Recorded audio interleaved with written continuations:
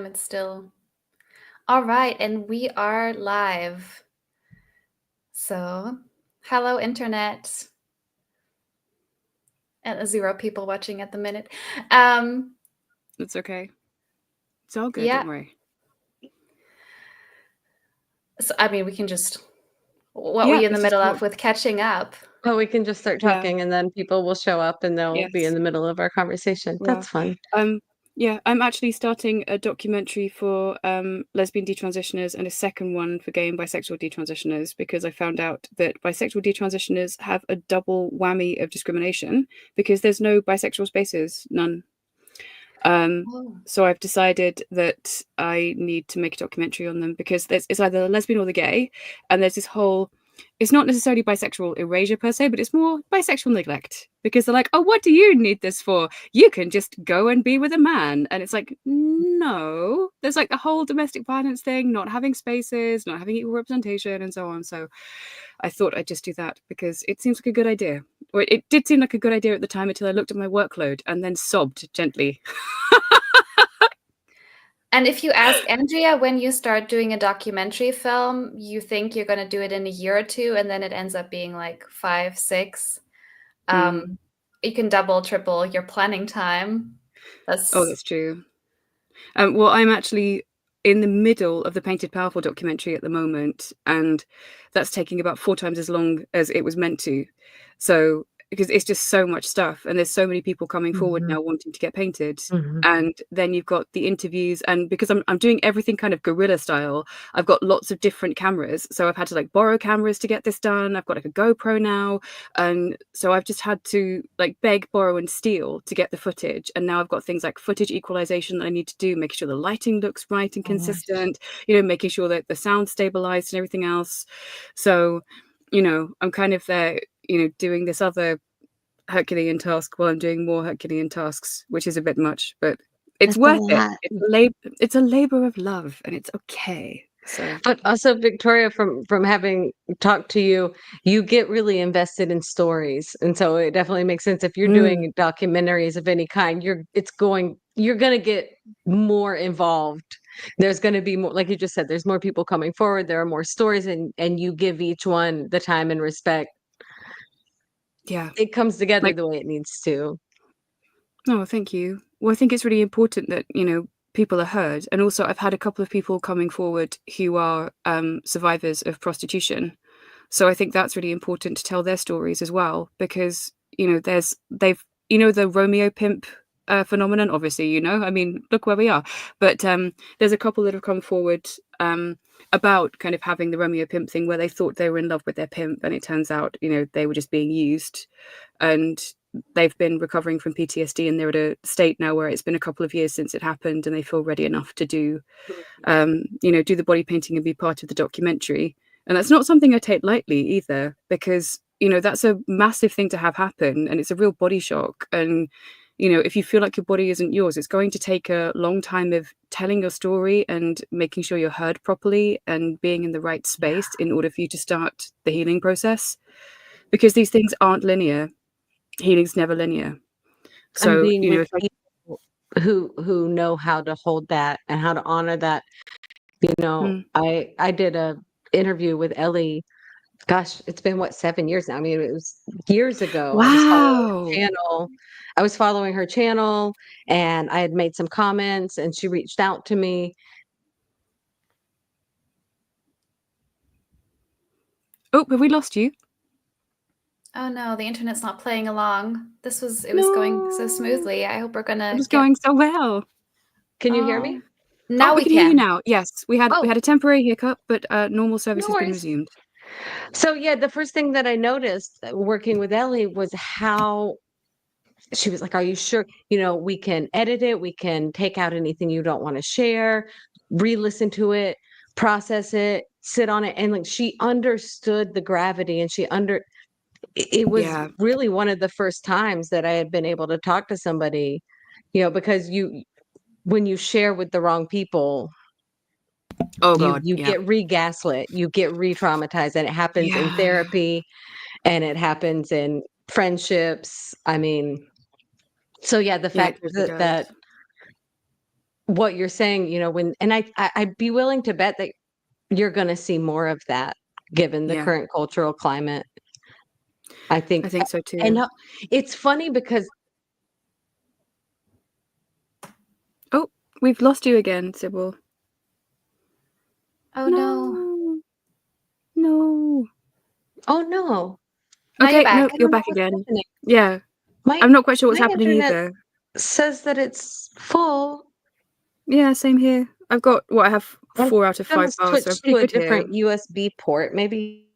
Yeah, maybe that's it. Someone else streaming something. Yeah.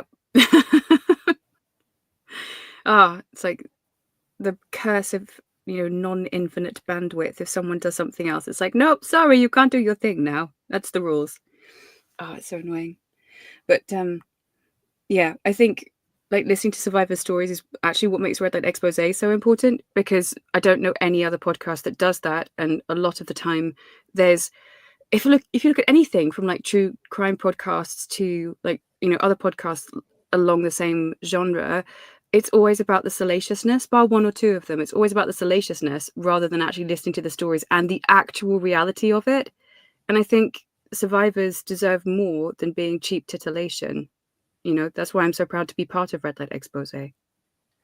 And we'll be going into some of the future episodes we want to do, and it'll probably be a series talking about, if you're a journalist, if you're a social worker, if you're, I hope we're going to get No, we've Sybil lost Joe her. back. No. Oh, that's a shame. But Come back, Sybil. we'll have to keep the show going while she It's okay. figures out her Yeah. tech situation. The show must go on. Yeah. Yes. How well, the collective wisdom from the group as to the experiences with those people, and it can be well intentioned, but it is. The more time I spend in the movement, the more I hear from women who say they feel re-exploited by people Yes. who claim to lift them up, platform them. One of the things, why we the podcast we run it's volunteer based, and we don't get paid for our efforts here. But one of the running costs we have is we want it to be normal that if people platform survivors of trauma or exploitation, that they get paid for it as experts, recognized as experts, that it's not done for free, because it's such a common phenomenon that, women's rights activists in general, but especially survivors, are doing a lot of unpaid work all over the place, underappreciated, unpaid. And we can do a tiny little bit of like breaking that norm of, just expecting free labor essentially, by paying honorariums, and that's the norm. So any survivor, male or female, who comes to speak on our podcast, we compensate them for their time. And that's one of the reasons we're currently fundraising. So if you're listening right now, right, we're a podcast about sexual exploitation. That means prostitution, porn, stripping, and the BDSM scene, which is, there's a lot of people making money in a lot of different ways there. Victoria knows all about this. We did an episode on it. And this is a little encore to our fundraiser that we did a couple of days ago. That's still ongoing. So like it says on the bottom, there's a website you can go to if you're interested in supporting us and making some of the episodes we'll be outlining today. Not only can you donate, we actually will be able to give back, because you can win prizes. There's a variety of things you can win: feminist literature, there is a film festival pass, there are art products and experiences over there, including, by the way, Victoria, now there's a chance for you to pitch that. Yes. I will be Go for giving it. a bespoke alternative, basically a bespoke alternative makeup session, which will be via Zoom, and I can help you create kind of the alternative fantasy look of your dreams. So if you're a cosplayer, if you really enjoy makeup, if you just want to hone your skills, or if you just want to turn yourself into a crazy mythical fantasy creature with the stuff you have at home, then I will be offering my services as a result. If you want to learn on your next feminist protest how to get a look that, we know, because you and I, we both work in media. Mm-hmm. The message matters, but the packaging message matters as well. If Oh you yeah. want to be the photo of the protest, if you want to be interviewed by the journalists to get the message out, to get the unheard subjects and messages out there, it helps to have a badass sign. It helps to have your war paint, essentially, when you go to Yeah, the protest. That's just inspiration for what you could do with this. I've had that exactly. experience. I've had some protest experiences when I used to live in a big city down in the south of Germany, and we did there's one tradition that we do over here, which is we have something called Walpurgisnacht, which is an annual Oh event. yeah. This is about German folklore, where the witch is supposed to be the night that witches ride, and they go to this, the myth of witches go to they meet in a certain place, and like witches from all over the country fly on their broomsticks. But it's actually, we've turned it into a day to talk about femicide, and Wow. obviously the history of witch burning and how it connects to femicide. And what we did during that day, both, we had very carefully managed, what do you call them, fire, I forgot the Uh-huh. English Yeah. term, like Yeah. Like torches. torches. Yeah, that's the Yeah. word I Yeah. was Yeah. looking for. And me and my friends, we did a lot of like witchy face paint, and we put our hats on. Actually, I have my hat right there. That's the hat Oh, that's I so wore. cool. I wore It at the looks like Harry protest. Potter's sorting hat. It's so cool. I love it. And so, I mean, this is one of our, this is another thing we want to talk about the podcast, that things like pornography, things like extreme beauty culture, like the plastic surgery, a craze that we're going through, it tries to monopolize things that we don't think belong to men or belong to Yeah. patriarchs, insert whatever group you Yep. want. Um, Color expression is one of those, right? Exactly. Adornment is one of those.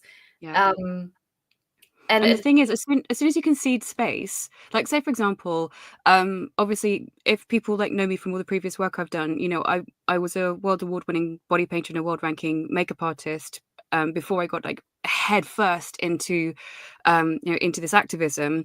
And the thing is, because I did a huge amount of like academic study with regards to all the body paint stuff, and it's 500,000 years old. So the actual act of personal adornment is 500,000 years old.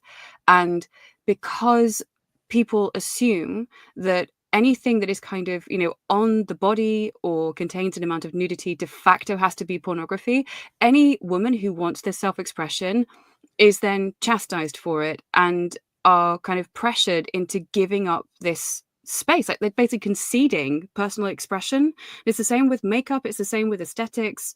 And I don't think that's right because, those belong to us. They're part of our lineage. And it doesn't have to be pornified. It doesn't have to be exploitative. It can just be expressive. And it really gets to me, especially when it's our side who's then policing the women and saying, oh, should you be wearing that? Oh, I think that's from porn in the 70s. Are you sure you're meant to be doing that with your body? And, it's basically social policing dressed up as fake concern. Either that or they don't know anything about the history of it and the fact that both sexes used to do it. And the only problem we have now is the cultural iteration. It's not the actual process of adornment. And actually, if you want to do something to express yourself to make you feel better, especially if you're a victim of sexual violence, you have a right to do that, rather than, having to kowtow and wear a particular uniform. Whether it's kind of flat shoes and short hair or whether it's, looking ultra pornified, you shouldn't have to kowtow to a uniform, in order to either be accepted or do your activism or get on with your life. You have a right to express yourself as you see fit. So, yeah, we did actually do an episode on Red Light Expose on fighting porn and purity culture through body art, and we are doing a part 2. So, if you want to check us out, we're actually on YouTube as well as Red Light Expose. So you can check out the episode there. or just any podcast site, we're on all of them pretty much. Yes, all good podcast sites. And of course, like talking about this is not saying that there's no value in the beauty critique. Like we share Of course. those, we Yeah. share those concerns, and like in the sex industry is where beauty culture gets the most extreme. This is where women are Yeah. having to have surgeries on their genitalia. So that is Mhm. essentially I mean, I know FGM, female genital mutilation, is a strong word, but we are talking about trafficked women at times. We're talking about women under a lot of duress. And so I wouldn't, never use that term for any individual woman. That's, I would never label any individual's experience, but I think it is on the spectrum.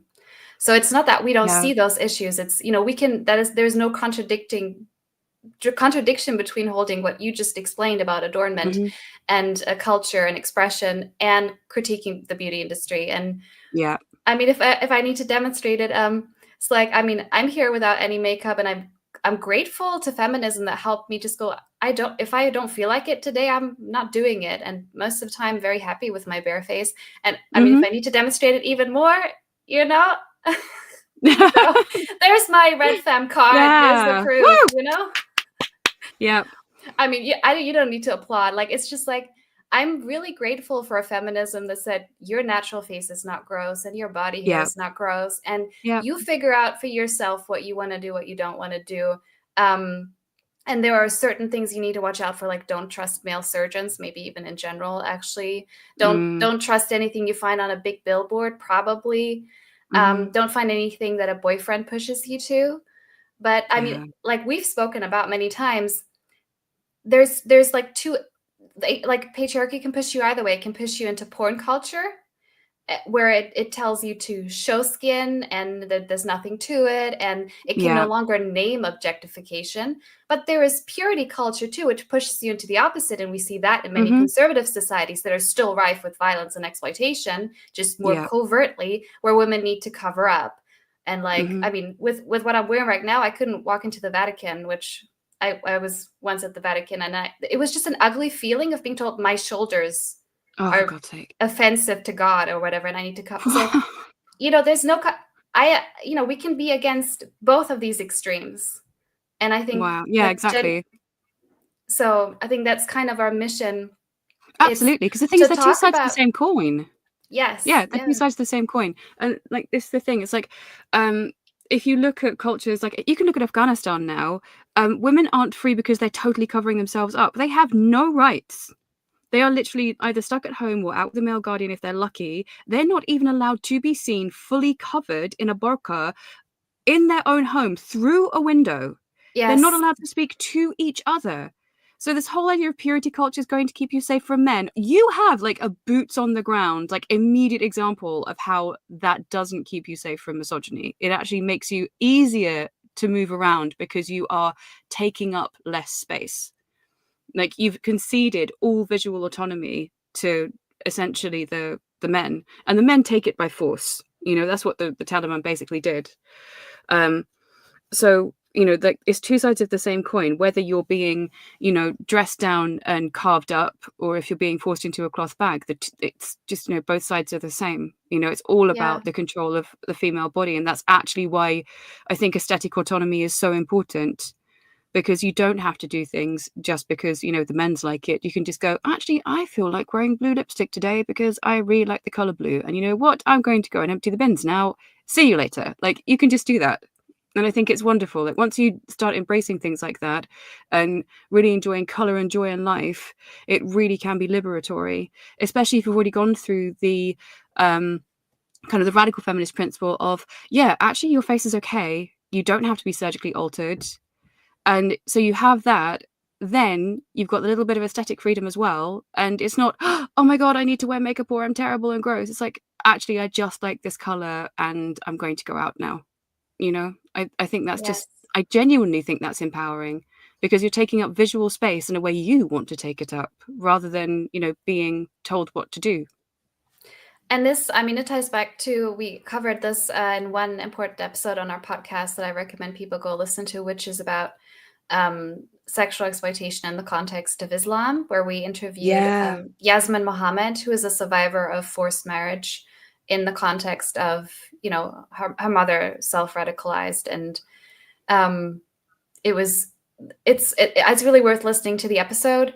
But like I was saying, we want to do more in this arena. We want to, ideally travel across the globe. I'd love to talk to women from all kinds of cultures. I have the connections. It just takes time, energy, and some money to produce these episodes.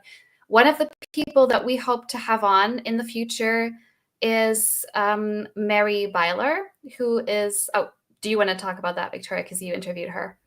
Yeah, so Mary Byler is an ex-Amish survivor. So she escaped the cult of the Amish and wrote a book exposing it, Jezebel's Justice, and that is actually one of the prizes on our raffle. So if you go to the redlightexpose.betterworld.org link, you can actually get a ticket and potentially win the book. But she goes into how restrictive this was, like how she wasn't given any rights, how there's sexual violence and assault, and there's also this idea that it's a really romantic kind of almost like a cutesy quaint culture when there is so much misogyny. She didn't have any rights as a woman. And I'm just like, I just had this flashback to some of these like trad wife TikToks, Oh my god, yeah. And they might look at like if you very, very, very superficially look at the Amish, it's like tight-knit community, building houses, they still know how to build their houses, your own field, your own homestead. Mm-hmm. Well, listen to the women, children, young men, gay people who actually lived that life. If you think you're going back in time. I mean, that's another thing for the historians to untangle that assumption. But some of them have a computer now, though, which I just can't fathom. It's like, but it's just like Windows 95 or something. I'm like, that doesn't seem quite so trad. It's like, so you can bend the rules if you want. Go on, sorry. No, and I should clarify, it's like we said, Mary Byler wrote 2 books. One is the autobiography, and the other is, and that's the one you can actually win, which is she's Jezebel's processing. Justice. Yeah, Jezebel's Justice. It's processing what happened, but it's in the form of poems. And this is like written by a survivor, for a survivor. And when you think about it, like Amish, the trauma from the Amish community sounds very specific, but the fundamental ideas of how to oppress women and how to turn children into possessions of men and their families, like the underlying ideas are all the same. So it's like, I mean, right, Victoria, what you or I have gone through in a porn culture is ugly, but it actually, we can relate to some of that stuff. Even though we've never set foot in an Amish community, because the underlying mechanisms are the same. And this is what we talk about on the podcast. The way that women are oppressed. Like, you think a Burqa over here, Amish over here, a strip club over here, it looks all different, but the ideas are all the same. Yeah. Well, exactly the same. It's about control. Yeah, fundamentally about control and ownership of women and just getting them to be objects for men, whether that's objects only in their own homes and no other man can see them, or just a public object. The whole thing is the same. And it's about stripping a woman of her personhood and just reducing her to that as just like a plaything or titillation or just an object to be moved around. It's all exactly the same, like underneath the same mechanism underneath. I should just say, we've got some comments, so thank you a lot. Somebody just thanked us for the podcast, saying you're doing amazing work. Thank you. We appreciate it. I kind of said, like, with these heavy issues, I feel like we have a lot of silent listeners, and I can understand that. I myself, like, I listen to some heavy podcasts and I'm just processing what's happening. But we appreciate comments just to let us know there's actually people on the other end. Yeah. And whenever we get some, it's really encouraging. And I need to make more effort to share it with the group, because we have like a group Discord where we all talk to each other. And every time I see one, I should drop it right in there. Got to make that a habit. The comments keep us going, so thank you guys. Oh, there's another comment from Women Are Real over in Canada. Hi to Canada. Over here in Europe, it's already night. I think it's afternoon for you guys. The comment is, super appreciate your work and podcasts. Oh, thank you. That's really nice. I'm just very quickly going to check my phone, because originally we were 3 of us, right? And Joe dropped off. Yes. I'm just going to check if I can help her with any tech thing to bring her back in. So Victoria, if you just want to remind listeners about the raffle.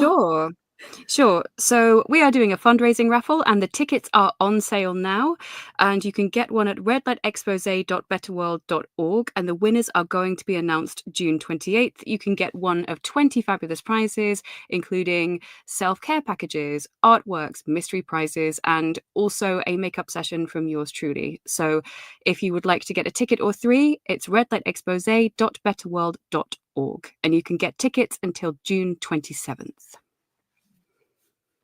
So there we go. So every single ticket that you buy will go towards, helping us with the podcast. So, especially giving honorariums to survivors, helping us with our running costs, like absolutely nothing is wasted, because this is, it's a shoestring project. We work really, really hard behind the scenes to make this happen. And, we really just, we don't get anything from different funding bodies because they're like, yes, that's not quite in our remit. And that's usually like, oh, you uppity women can bugger off type thing, rather than actually, bothering to give us funding.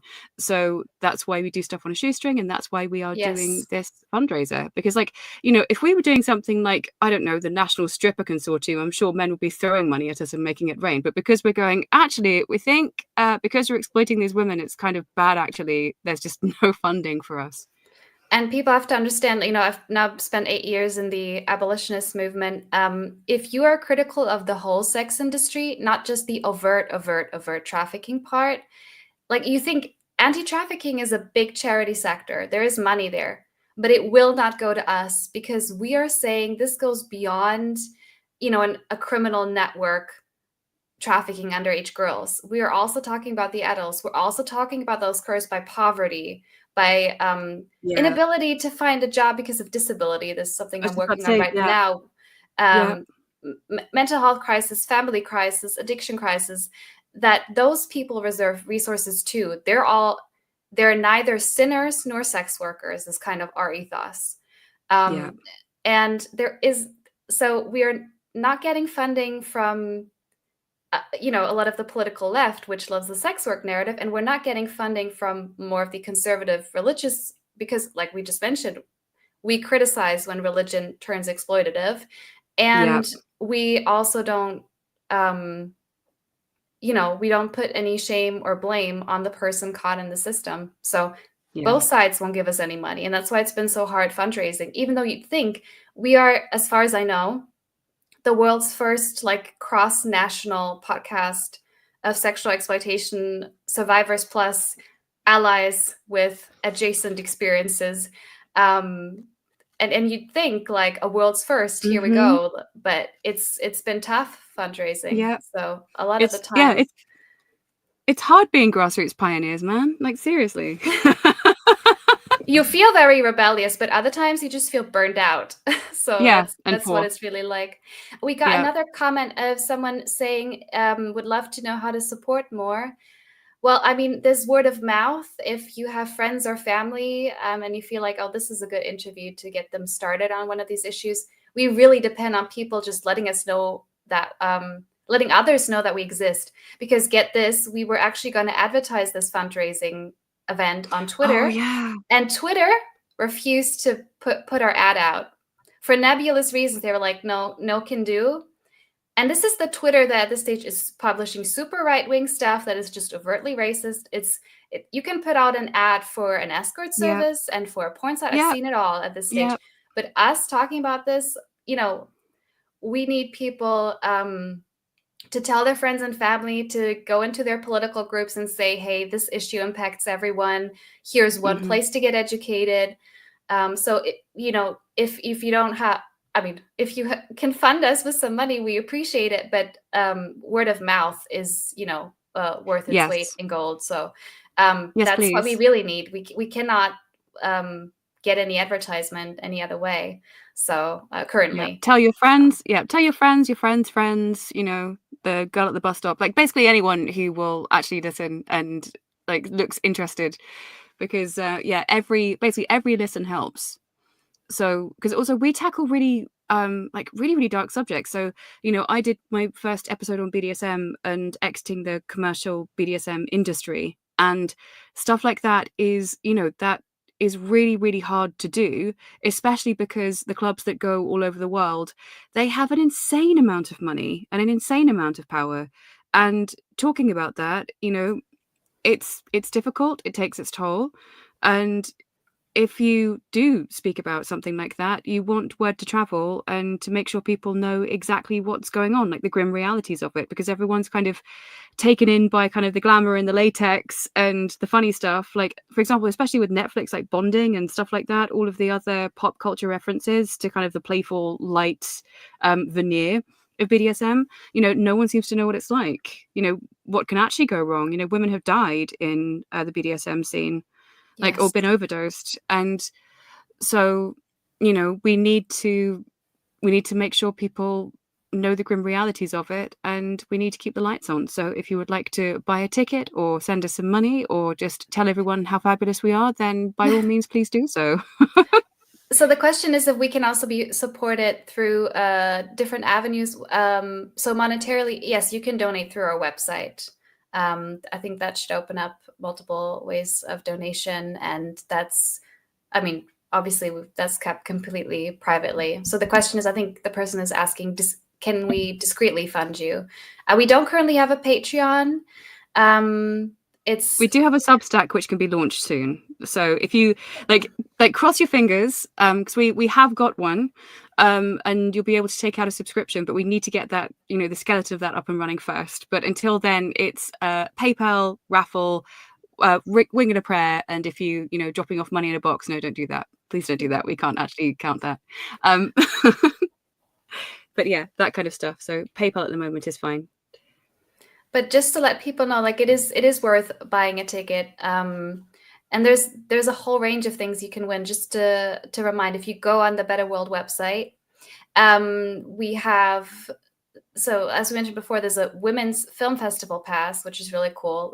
Some of my friends and family are like that. That is an awesome present, an awesome prize. We have a gift card to the Spinifex publishing house, which is focused on women's issues, but kind of what we just talked about, religious oppression. So it's women from all kinds of backgrounds talking about all kinds of men's violence, as well as prostitution, pornography, surrogacy, actually a big issue, because speaking of commodification of women's bodies, I would at some point love to have an expert on to talk about the overlaps there, because prostitution that's an industry that focuses on very young women. And egg donation also focuses on the young and poor. Really young women. Also poor university students. Yes. That's their target demographic. And there's also the baby farms as well. There's a baby farm in Mexico. There's a baby farm in the Ukraine. Basically the women are just being kept like breeding machines. And that's so dark and no one seems to know about it. And we need to expose the stuff. We need to talk to survivors, and money helps us do that. And because we are focused on commercial sexual exploitation, but there are huge parallels there. It's an overlapping population that's being exploited. And we just had a guest join us. So one of our lovely donors, Wendy Murphy, is here. So I'm just going to bring her up just a second. Like we said, this live stream is a little bit off the cuff, but all the more spontaneous and interesting. So here we go. Hi, Wendy. I'm a little off kilter. Hi. Hey. Hi, everybody. How's it going? Hey. Yeah, really well. Thank you. Thank you so much for being here. It's my pleasure. Sorry, carry on, Ellie. Sorry. Oh, we were just in the middle of discussing surrogacy. We've just been bouncing around different issues that affect women and girls and the different ways that they're exploited, and how we want to do, we could do hundreds and hundreds more episodes just to cover the full scope of what's happening. And of course, Victoria and I should say, just to reintroduce ourselves to you, Wendy, and to the audience, I'm in Germany. Victoria's in the UK. We're obviously all eyeing what's happening in the US, the backsliding of women's rights, the regression. I'm sure you have lots to say on what's happening there. Yes. And I don't want this to just be about the US, because increasingly, thanks to the internet, I can see ways that other countries slide with us, sometimes for us, sometimes alongside with us, sometimes after us. But the global subjugation is real. And it's one of the reasons when I talk about what I think a good beginning sort of conversation about what the right solution is, when I talk about it as a global initiative, what I mean fundamentally is it doesn't matter that some women in some countries might have more rights than others. And it doesn't matter that we all might be different and have differences, race, religions, ethnicities. Yeah. What we need to give ourselves permission to do is center our sex, center our Yes. nature as women, Yes. decide for ourselves that this will be the priority basis for our glue, our uniting, our coming together, our rising up. Yes. And that alone gives us unbelievable political power. And the reason we don't do it is because it would give us unbelievable political power. I mean, yes. Yes. Yes, so, 100%. So, you know, we might be different. We're in different countries. We have different laws and so forth, but our sameness is what matters. So I resist calls to focus on subcategories. I resist calls to talk about intersectionality, even though I know it's a legitimate conversation. But what it does is it inhibits us from prioritizing sex-based harm. And I want us always to hold ourselves in check when we have conversations, and not to be afraid to say, all due respect, can we get back to the most important question, which is how do we all suffer the same? What is the sameness of our suffering? Because then when we come together around that, it's acceptable to forget that we also care about other things. Yes, we care about racism, and we care about economic inequality, and we care about war, and we care about all sorts of things, but it's not politically incorrect in my world to say, let's not get sidetracked, because we need to 100%. We need to become full and equal persons first, and then everything else we work on will be more impactful. When you work on issues as a second-class citizen, your impact is always going to be meager. When you work on issues as a full and equal citizen of the world, of your country, of wherever you are, your impact is going to be greater. So my battle cry is always, yes, you want to talk about surrogacy? Let's do it from the singular perspective of why is it happening to women? What are the what moneyed interests are on which side, and what are they?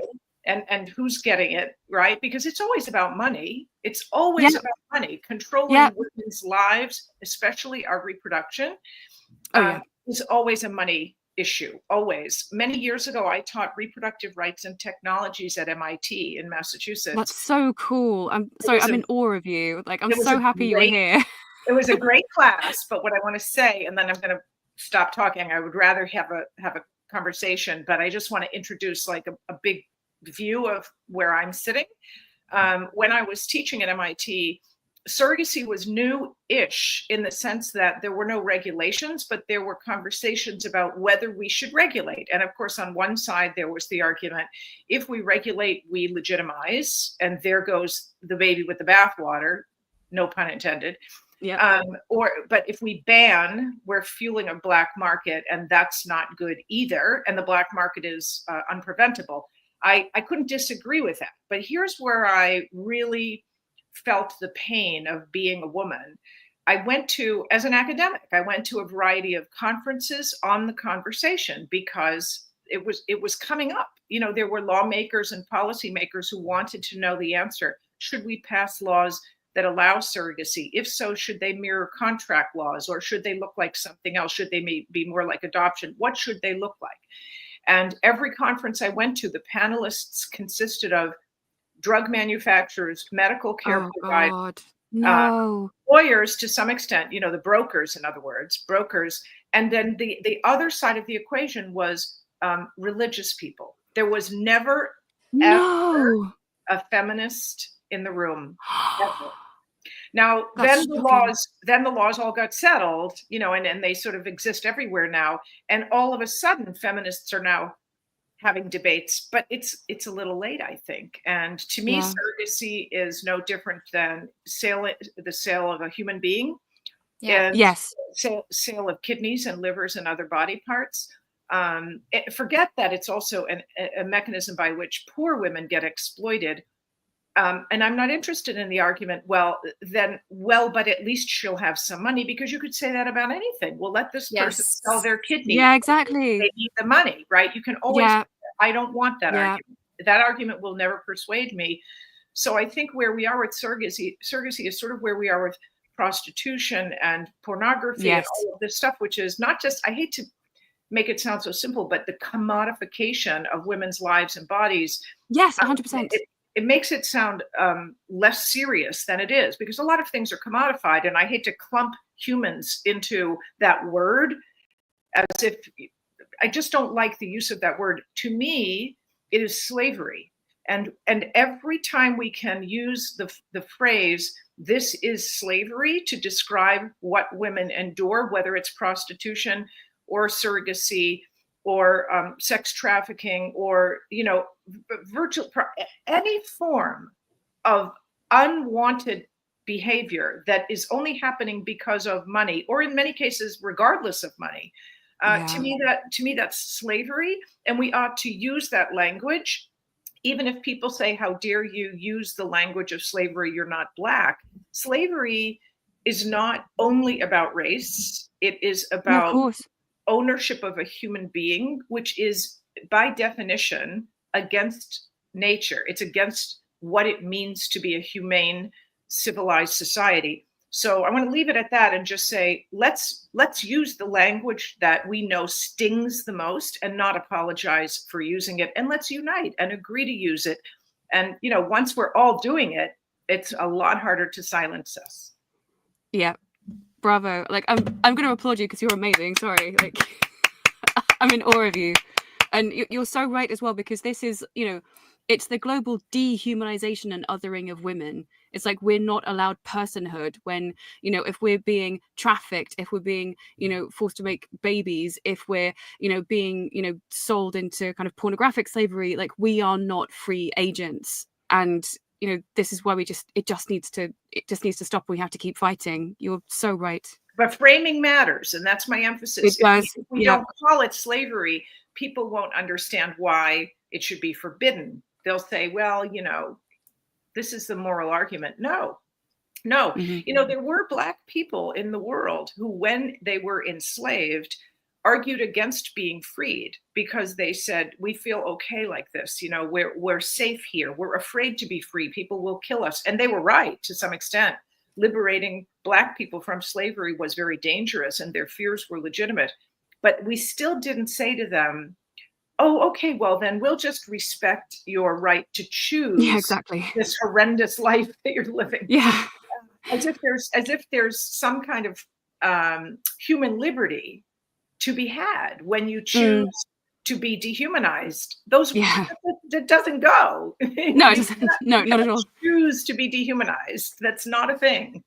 So, yeah, exactly. You know, we need to get into that same page, use the same playbook, use the same language, and do it fearlessly, unapologetically, and together. Most importantly, together. Yeah, couldn't agree more. Thank you.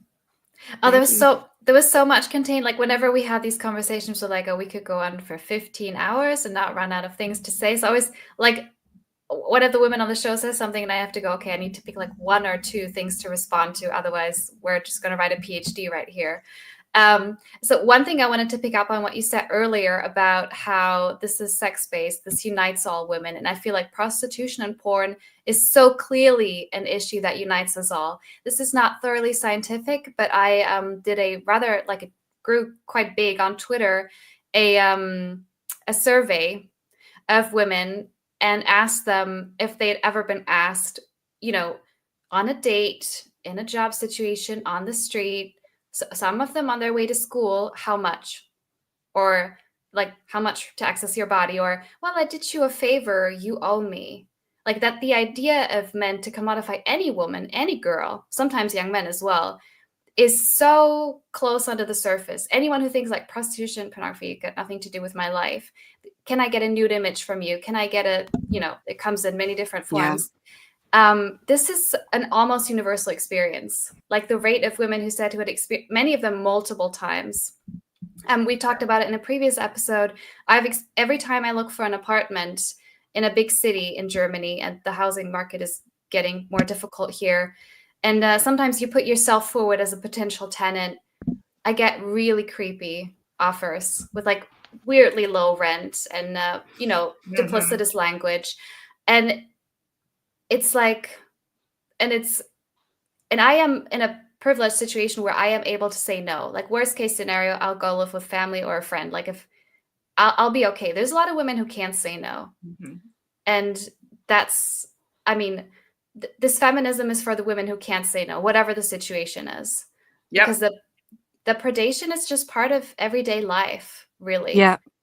And isn't it disgusting that you can't even escape sexual slavery just looking for a place to live? Yes. I mean, that's obscene. And it's happening in London as well. Go on, sorry. Well, Sorry, no, Wendy. and you know, one of the things that's so interesting about women's experiences is it doesn't matter what station in life you're from. You can be Exactly. completely homeless, you know, $0, drug addict, living on the streets, or a very well-to-do woman who lives uptown and drives fancy cars, and you're still going to be treated with that same disrespect. People don't understand this. The reason feminism must always aim to elevate the least among us is because that's the measuring stick. Until there's no prostitution of the homeless drug addict woman, everybody is at stake, at risk, I should say, and all things about being female are subject to sale, commodification, and frankly, theft. You know, the book I've offered up for Raffle to support this cause, subtitled "Brilliant Women and the Men Who Took Credit for Their Work," was written primarily to tell these amazing women's stories, but also to connect the dots because they are so different. They're from different eras. They're from different disciplines. They're from different types of families, economically speaking. They're from different places in the world. And there's the sameness of their experience, having a man take credit for their work, and it didn't matter. You know, this really is the issue, that it was allowed is I guess, a story about that one thing, men taking credit for women's work, that you can apply in every other situation. Do men have authority over women in education, in employment, in home life, in you know, medical research, in STEM, every single thing you can think of? There's going to be male dominance, and we unfortunately have been, partly because of the way we are taught, or I should say not taught, to understand subjugation, we tend to get kind of herded like sheep into little subcategories. So you can become an academic in one area, and you can maybe become, you know, a teacher in another, or you know, you grow up and you become a stay-at-home mom. Whatever it is, the point is, there's no easy way for you to put the dots together and see the way that your suffering is the same as all these other women. So I really want to urge people to appreciate that someone who says, I'm looking for an apartment and I'm suffering this kind of sex-based harm because I'm a woman, is saying the same thing as the woman who in the 1700s said, you know, I just invented something and this man just stole my idea and started selling it. It really is, it's challenging to do, but it is the most important thing we can do, is see the commonality of those moments and not talk about them in silos. We are subject to siloization by the forces above us, by the pressures that seek to divide us. You know, you can't be in my group because you're not the right type of woman. Well, what kind of feminist are you?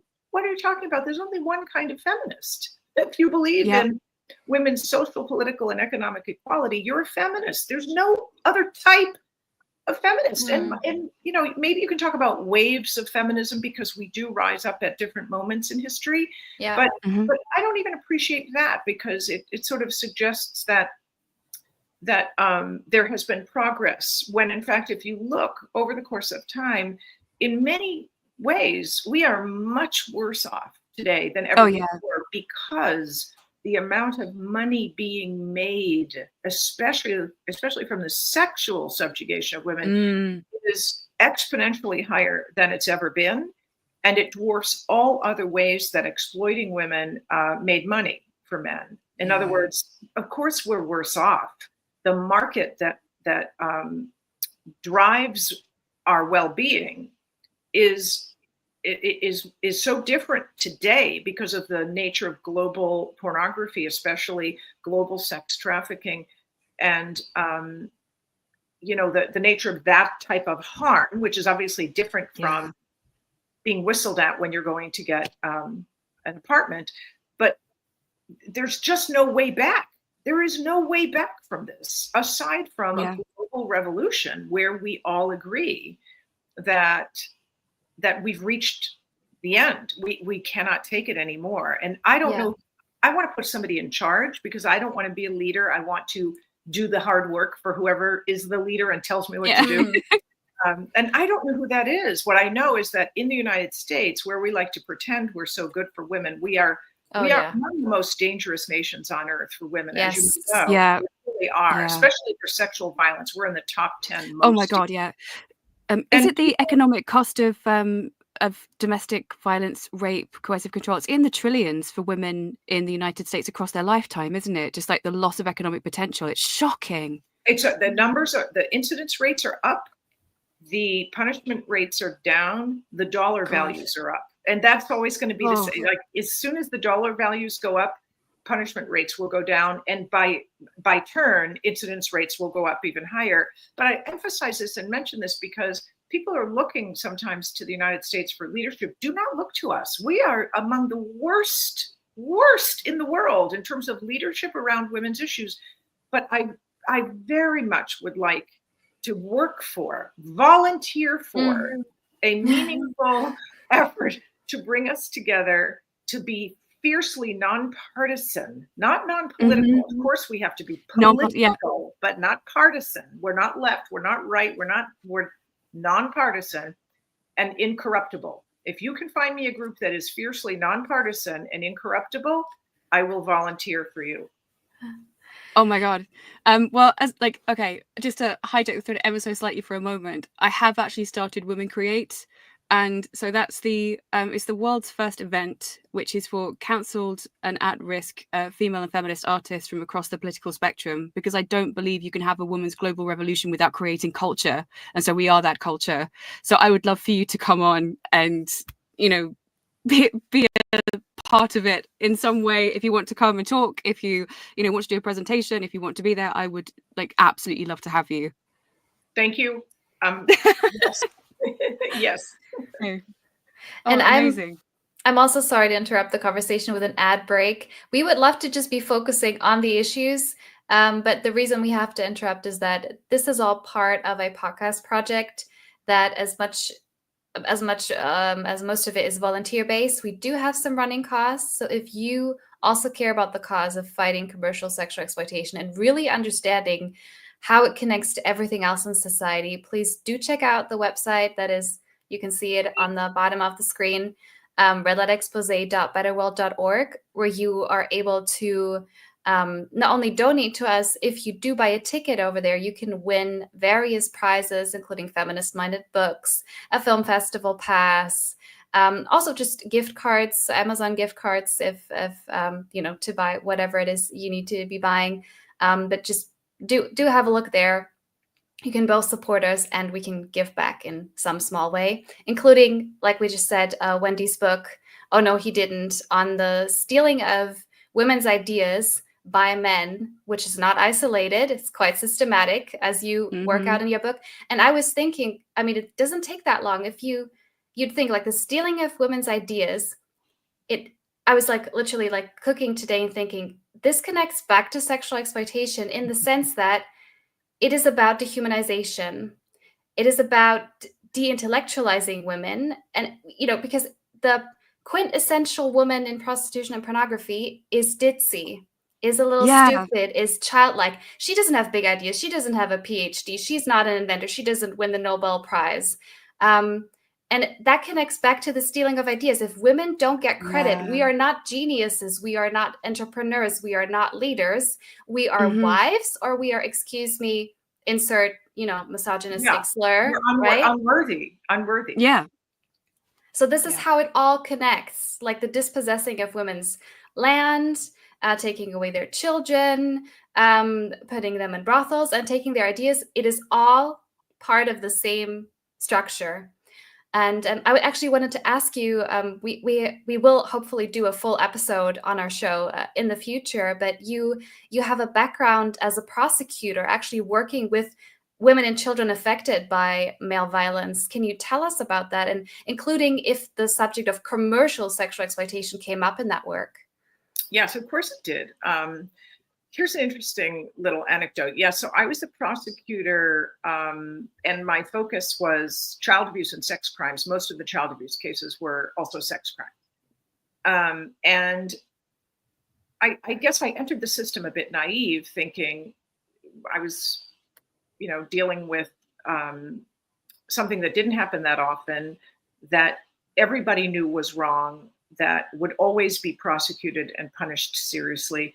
And I learned pretty quickly that that was not the case. And there were times when I saw firsthand judges treating female victims in particular differently than he would treat male victims of crimes, or victims in general of other kinds of crimes.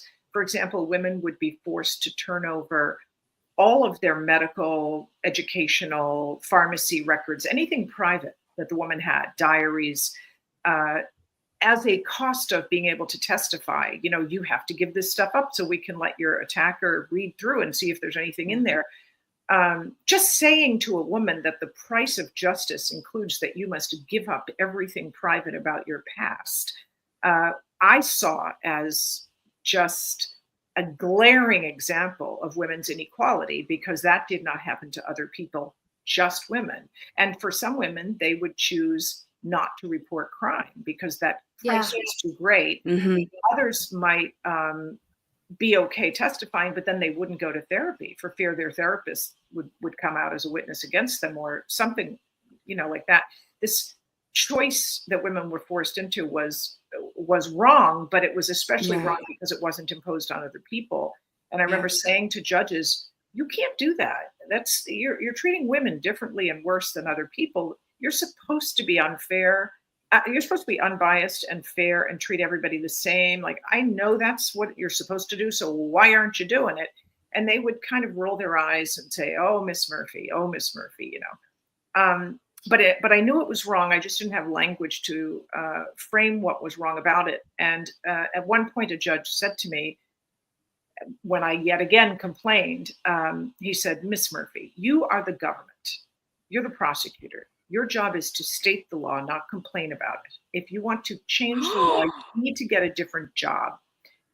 And I remember, so that's exactly what I did. I thought, okay, well, then I'll go and do reform work, and I'll do it for a year, and I'll fix a lot of stuff, and then I'll get a real job as a lawyer. Well, that was like 35 years ago. I still haven't gotten a real job. But what I remember thinking at the time was, well, wait a minute now. If I'm the government and I'm not allowed to object if you discriminate against women, and certainly the defendant's lawyer, the perpetrator's lawyer, isn't going to object, who's supposed to object when a judge discriminates against women? And the answer was nobody. I mean, that is how basic discrimination is, that the legal system not only allows it, but prohibits complaining, prohibits redress, prohibits fixing. And that, I think, opened my eyes to the question I should have been asking from the beginning, which is, where is this coming from? Where is this coming from? Well, once I started asking and answering the where is this coming from question, of course, it was quickly clear to me it was all about money. So, for example, in cases where children were raped, 90 some odd % of the time, the reason the child was raped was because the father or the mother's boyfriend or some male in the family was raping the child, videotaping it and uploading it, and making money, making a lot of money. Well, I was never allowed to bring that to the jury's attention, mostly because we could almost never find the tapes. The child would know they had been recorded, but of course the tapes back then weren't in phones the way they are now, and we could never get them. So I was never allowed to say to the jury, look, he's doing this because of money. He's making a lot of money doing this. Instead, I had to deal with a jury that, by and large, wanted me to tell them, why would a guy why would this child's father rape her? That makes no sense. Who does that? I'm not comfortable thinking about that.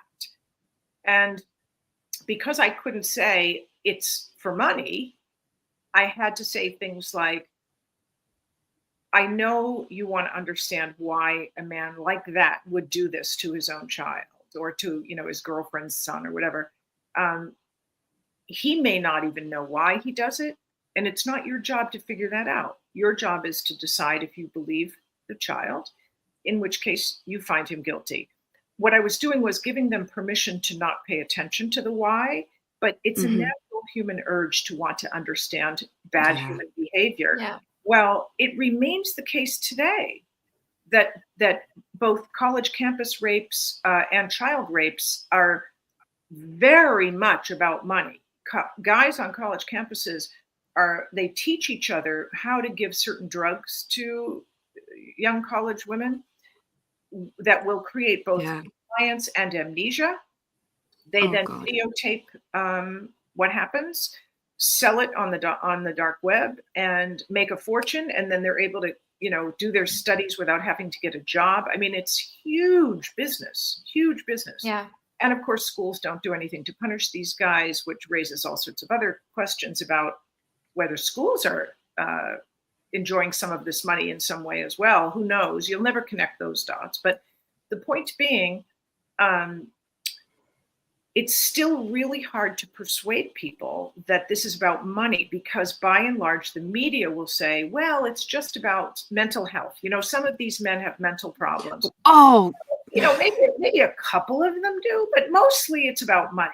Well, but that man who's raping his child, he was abused as a child himself, and he's just doing this because he's a drug addict. Well, no. Most of these things are happening because of money. And the reason that women and the kids are often given drugs like benzodiazepines and other amnesia-creating drugs is so, number one, they'll be compliant. Number two, they won't remember. You cannot remember what happened if you are given drugs that cause amnesia. Well, isn't that blissful for the bad guy? Because if you wake up out of a state of unconsciousness and your body aches from head to toe and you've been raped, but you can't remember because they gave you drugs, you can't testify. I mean, you can call the police, but they'll say, well, you can't really prove what happened because you don't remember. We need to get the word out that money is the driving force so that more people can come to Jesus, if you will, on understanding this and not say, I don't know what's wrong with our culture. It must just be these men are just, mentally ill. We really need to care for the men. We need to work better on helping men become good people. No, in fact, you just need to stop the industry. The industry, the porn and the trafficking is all the same. Porn is kind of like the advertising arm of the trafficking industry. Yeah. And porn produces sex trafficking and vice versa, right? They're very much the same business. Well, they're also part of the same business as illegal drugs. In other words, illegal businesses are often fueled by the same people, right? Illegal people doing illegal things. And I think if you can help people understand that this is a business, then they read a story and they feel differently about it. It's a familiar logic, right? Yeah, they're not wondering, what can we do to help this man? We need to send him to therapy. They're saying, no. We need to treat this like a business. How do we undermine the business? How do we, like the tobacco industry, how do we put them out of business? And by showing that this is an enormous public health problem. And by the way, I'm not saying it isn't also a very serious criminal problem, but the public generally does not understand the money as the driving force behind all of this stuff. They don't see it as an industry / profit related issue. They think it's a human nature thing and that we're just not doing a good job raising boys to be good people. It's much simpler than that. It's always about money. Wow. Yeah. Like, that's the thing. I think you're right in the fact that, especially the other side of this as well, is that you've got the ultra-libertarian freedom of expression lot that think that, for example, porn is free speech, and that so like apparently being violent to a woman is just part of your means of self-expression, and they're generally propped up by funding as well. So they have their own business. Right. Who funds them? Yeah, exactly. And so it's like there's usually like, pro porn lobbyists and things that will fund them and things like that. And it's the same damn people. Just, oh God. Yeah. It's like, And the you're free right. the free speech issue is always so interesting because number one, it's not speech. Yeah, exactly. Action is not speech. The video of the action might be speech, but what I like to tell people is that a large number, and Gail Dines says this all the time in her research, a large percentage of what we think of as mainstream porn actually depicts torture under the United Nations definition of torture, under many nations' definitions of torture. What happens to women in porn, and they're real women. It's not pretend. It's not a fantasy. The real women are suffering actual torture, and it's being filmed. And just because you then want to sell the film and call it art or expression, it doesn't change the behavior that actually already happened, right? Yeah, exactly. So if it's torture, because what generally happens in the law is if you tried to go after the person who made the film for doing the bad thing to that woman, he would say she consented. And they'd produce a document that says, see, here's her name, she consented. And she would even say she consented. And so then you can't win because the behavior has to be non-consensual. Well, if the behavior reflected fits the definition of torture, and much of it does. Yes. You can't consent to torture. Yeah, exactly. Consent. It is illegal to consent to torture. So where are the prosecutors? Why are they not filing cases where the behavior we're talking about is worse than what we saw in Guantanamo Bay? It's worse than what we see in some of the worst labor and prison camps in the gulags. I mean, it's worse than what we're seeing today in some of the most grotesque war zones. If you can torture a person, if you cannot torture a person in war, why can you torture a person during sex? Make a film of it and call it art. Yeah. You can't. So we just need a prosecutor to take on one case, just one case, where the woman is tortured. We don't even need her to testify because it's torture and we can prove it with the film itself. That person gets in trouble, goes to prison. Overnight, at least that worst type of porn would be diminished very quickly. Yeah. It'll take longer to filter it out of the culture, unfortunately, because I mean the culture is in a bad place where this.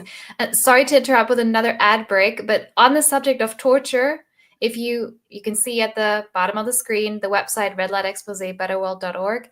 If you care about these issues as we do, and you want to help us have more of these conversations, we are currently, for I think another 7 or 8 days, fundraising to finance our podcasts, our running costs. But it's not just a donation situation. If you go on the website, you can take a look and you can win some prizes. That includes a book on what we just talked about.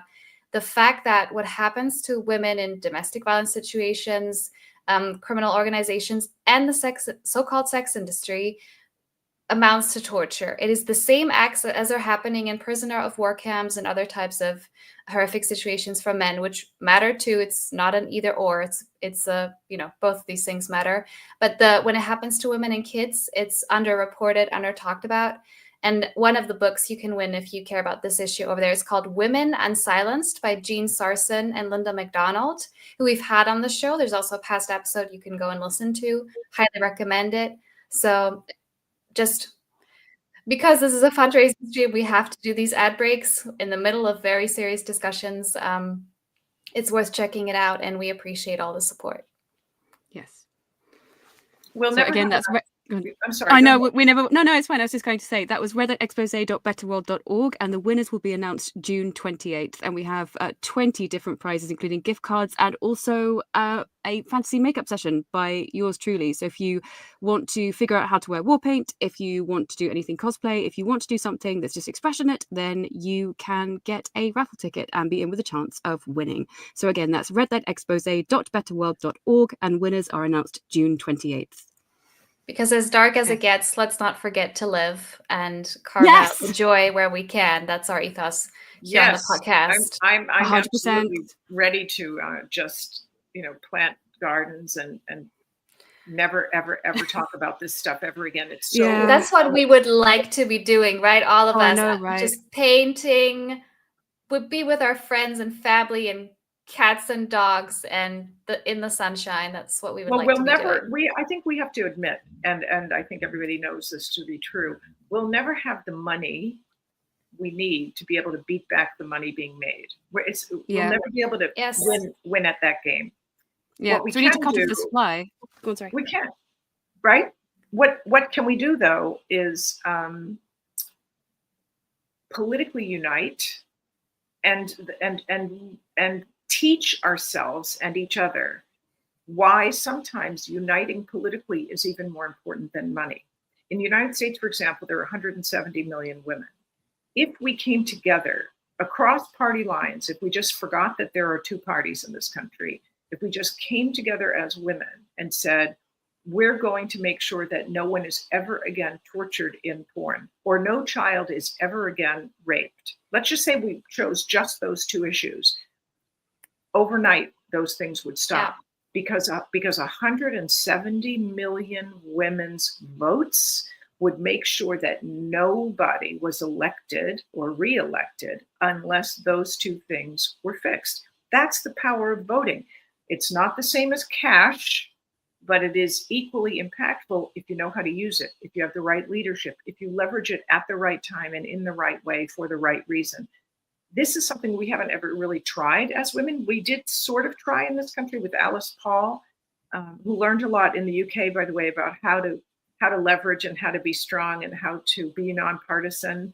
But Alice Paul was the best women's rights leader we've ever had because she was nonpartisan and incorruptible. And she was also the founder of the National Women's Party, which at the time had only two things to do. I mean, and again, this is why she was so brilliant. She said, we're going to have a National Women's Party for only two reasons. We're going to win the right to vote, and then we're going to win equality for women. And she wasn't wasting her time on other stuff, even though other stuff was important, because she knew she had to be very efficient and use her votes wisely, and she was genius. And she held both sides accountable, so they had to do whatever she told them. Well, she was so good, of course, we ended up winning the vote almost immediately after she founded the Women's Party, because she knew how to get things done by leveraging those votes that she had. And again, I say we won the right to vote. She was leveraging votes even before we won the right to vote, because the vote we won as a result of Alice Paul was a national right to vote. We had already, women in America had already won the right to vote in a number of states. So she was leveraging statewide votes that women had to force the national suffrage movement to succeed. And she was the only one who knew how to do it, and she did it. And then she moved on to equality. Well, when she moved on to trying to win basic legal equality for women, because we weren't even persons until 1971 in America. Very few women know this, but under the law, under the Constitution, we weren't even persons until 1971.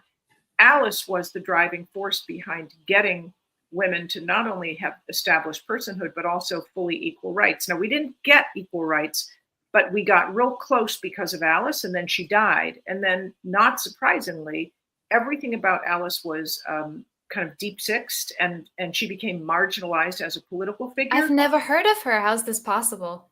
Well, hello, that was part of the point of marginalizing her. And then the National Women's Party was abolished by way of a hostile internal coup. And it literally, the final dissolution of it was in 2021, and no one even noticed. The reason no one noticed, the reason you don't know about Alice, the reason she was marginalized is because the National Women's Party and Alice in particular were too powerful. They had to be erased. Yeah. They Yeah, had yeah, to yeah. be erased. And what emerged in their stead was the utterly useless National Organization for Women, which is completely useless, absolutely corrupt, has never stood up for feminism ever, but they're very well funded by corrupt sources. Same is true for the Feminist Majority. Same is true for the National Women's Law Center. Same is true for any large women's group that you name. Is true. Whoever gets propped up is bad. Yeah. Let me just put it to you that way. Yeah. Yeah. Oh man. Like, that's so sad. That reminds me. Oh, sorry. No, please carry on. It as you were talking about the American suffragette movement, I was reminded of the German movement that I did a bit of digging on recently. I was asked by a local women's group to give a presentation on the history of feminist infighting. There's a long, illustrious history of that. And it started in the first wave, and they argued about religion, and they argued about the role of women. And I mean, we understand healthy argument that is, solution oriented, that understands sometimes you need a tactical alliance. I mean, sometimes we have to have it out.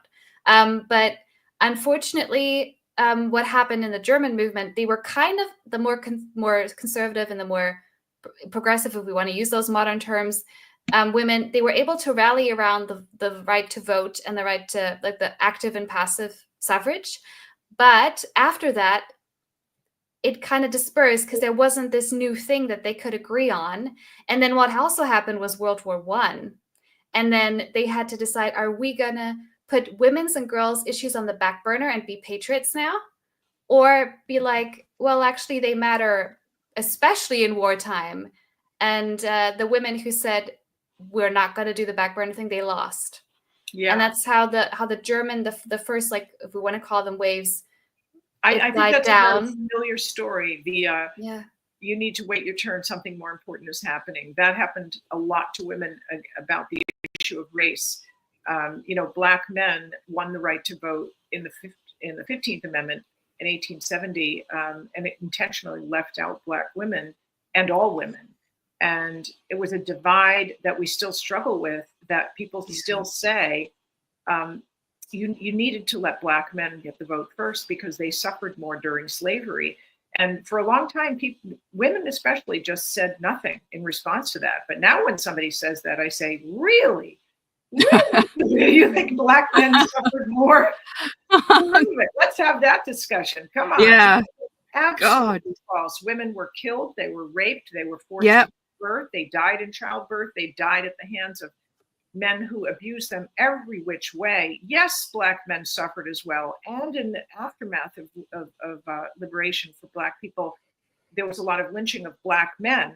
But lynching, I mean, no matter how badly you feel about lynching, it doesn't mean that Black women suffered less. The fact that some Black men were lynched doesn't mean that Black women as a class suffered less. So there's no moral argument to justify not giving Black women the vote in the 15th Amendment when we gave Black men the right to vote.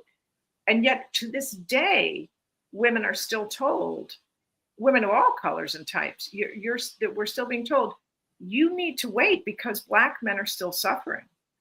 Black men are still suffering. Somebody will say, all those white women were so racist. Really?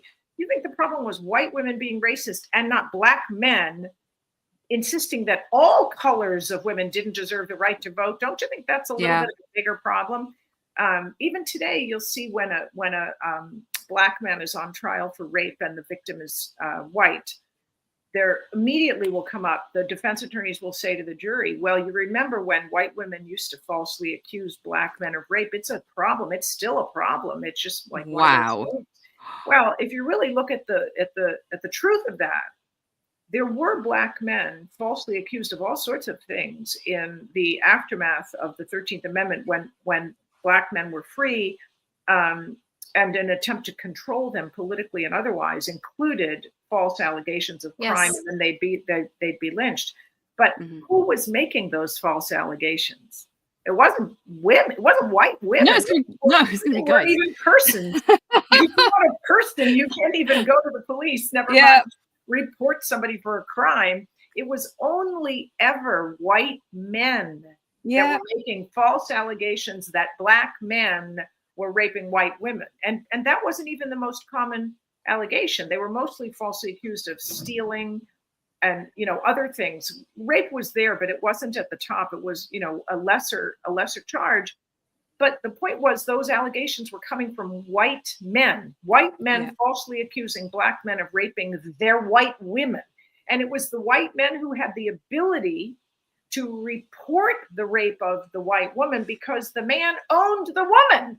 You know, exactly. Owned the white woman, so it was like a rape of his property. I mean, come on. So today, when I hear stories about how white women have this long reputation of disrespecting and abusing Black men and Black women, no, that's largely mythical. That is largely mythical, and it is meant to divide us. So God forbid white women work together with Black women. That would feel, you know, I don't know, disrespectful to the cause. No.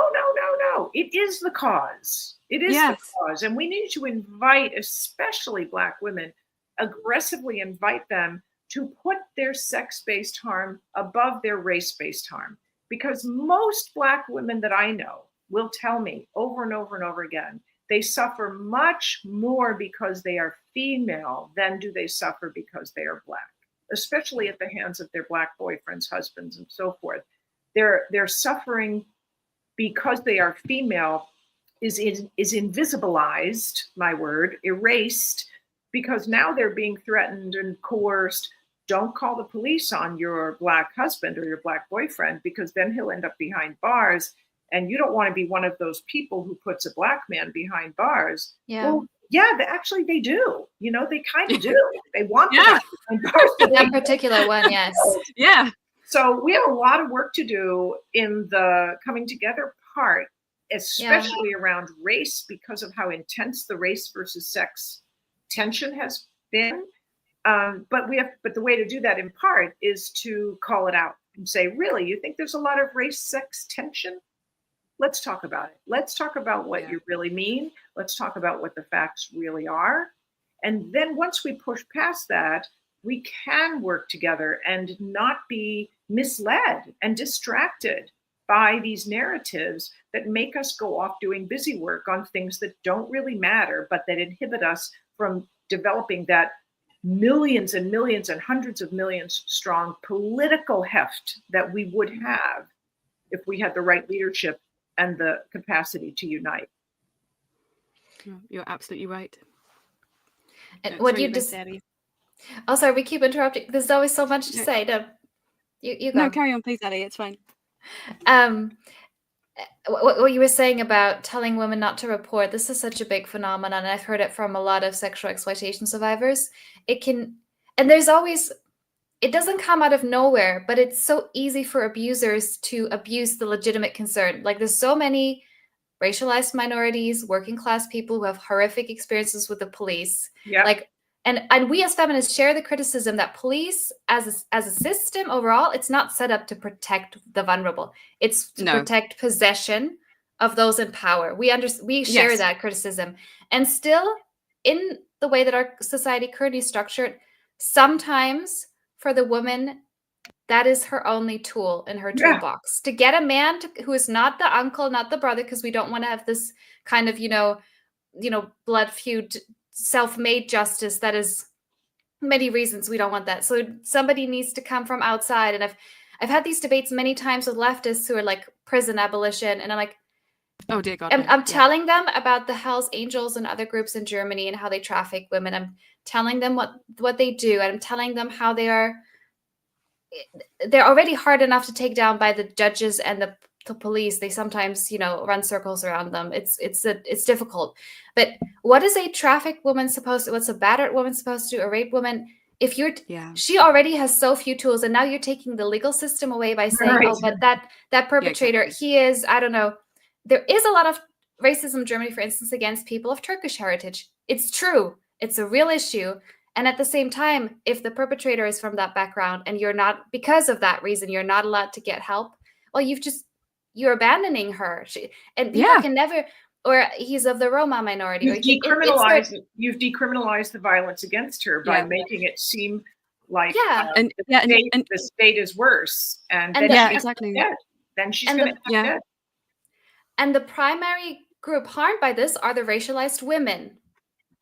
So this is, it's like, oh, white women, Karens, this, that, you know, I mean, I do think there are structural advantages to ethnic majority women in countries like this. There's no denying it. Like, I mean, I can.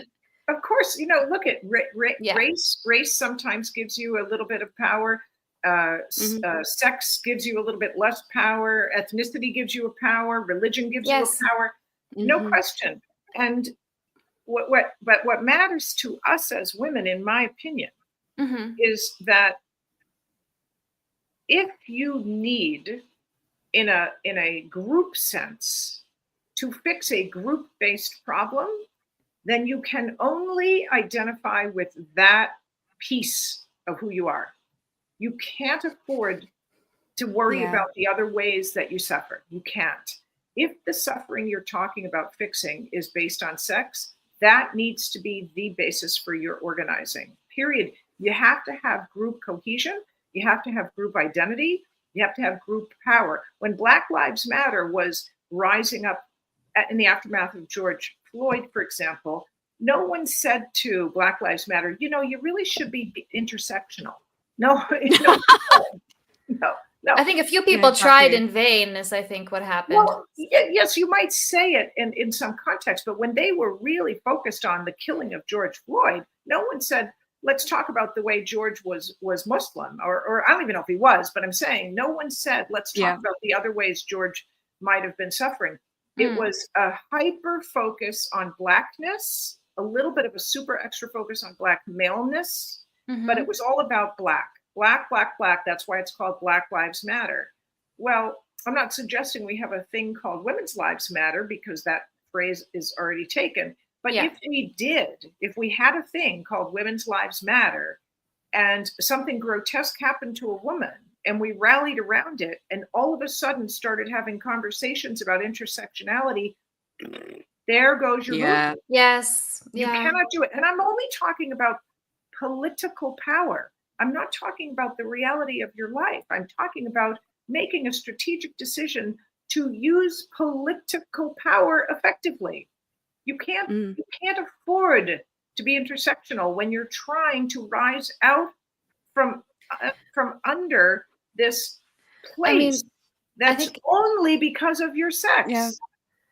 I mean, I think it matters, like, how is the intersectionality done? It has to lead back to the sex aspect. Like, for instance, I'm working on something of the intersection of disability and commercial sexual exploitation, but I never lose sight of the misogyny. Like, it is possible to bring these things together, and at the core it's misogyny, which is the oldest form of systematic hatred and oppression. It comes before the others. That doesn't mean the others don't matter. No. You just never lose sight of it. No, you don't lose sight. No. And you don't want to be responsible for the erasure of some other issue.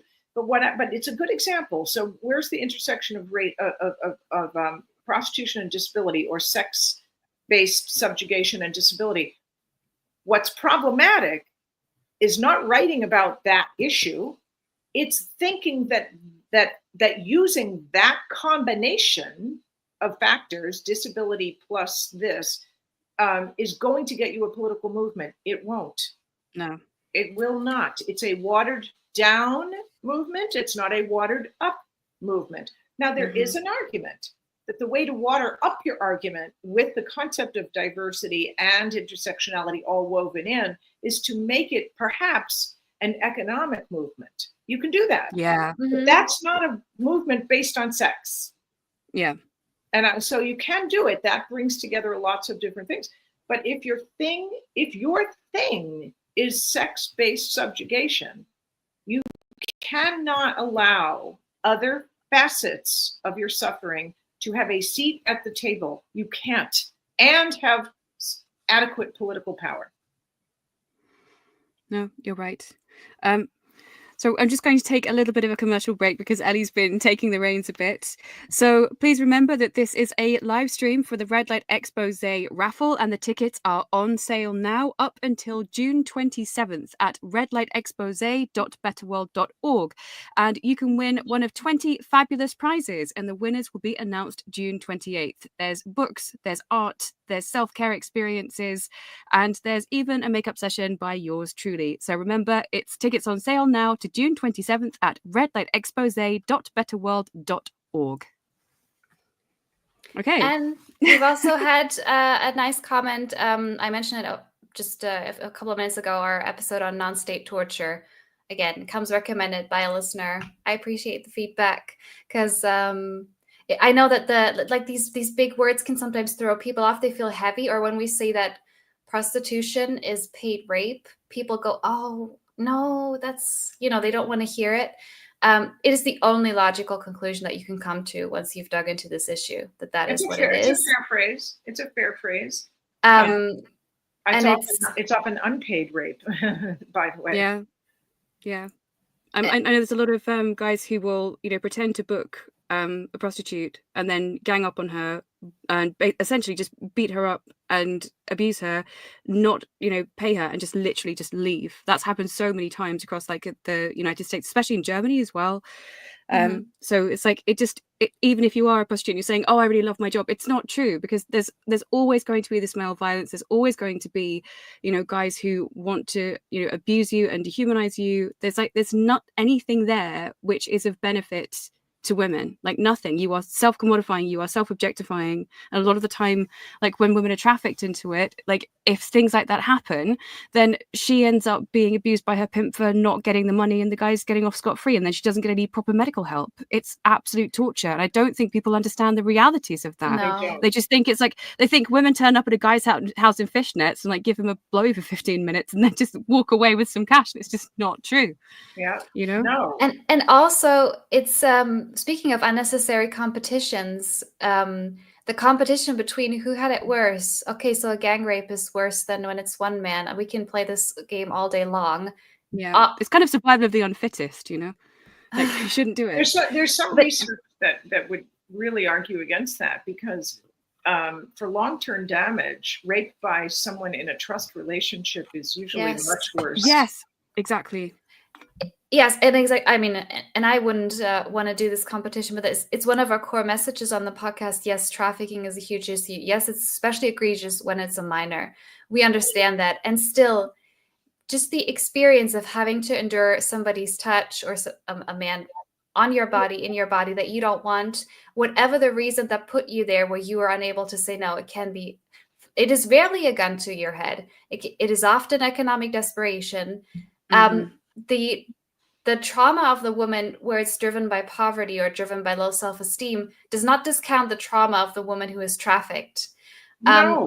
But as a society, we are not quite ready. Unfortunately, well, we're working really hard on it, but we're not quite ready to acknowledge this. And I'm bringing it back to your experience in the courts. I can't imagine, like, the quiet rape, where she acquiesced, where the fawn response came out rather than the fight response. In Germany, we had this huge legal debate about slowly changing our rape laws from, oh, she fought back, then it's real rape. She didn't fight back, not rape. Oh, she said no, real rape. She didn't say anything. Like, we're just now at this stage where it's like no means no. If there's I teach a seminar on sexual violence, and one of the things I do with my students is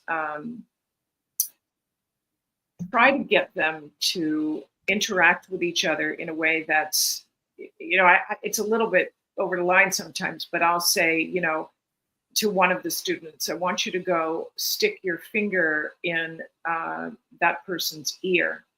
And then I want you to lick your finger and stick it in their mouth. Or I'm trying to make it an intrusion with body fluids. And they usually will agree up front. So the part about it being non-consensual is not there, which is too bad. But I want to be respectful. But the reason I do it that way, because obviously there's something non-sexual about it, but it's still an intrusion. Yeah. And we talk about, well, what is it that freaks you out so much, that makes you really upset that somebody's finger is in your body your mouth, your ear, these openings that we have that are up here. And very often they'll say, well, they could have a disease. It's not, it's about authority over the self. Self-determination is the essence of what it means to be a human being, that I alone decide who touches me and under what conditions and so forth. And how do you quantify what it means to be an autonomous being in a social world where everybody's always bumping into each other? It's kind of challenging. But then you add the layers of access to the intimate self, where you're talking about vaginas and anuses and things like that. And they really, without ever getting to the point where anything violent happens, they end up saying to each other that it's the most horrendous thing that they could imagine happening. And for many of them, it has happened, short of being killed.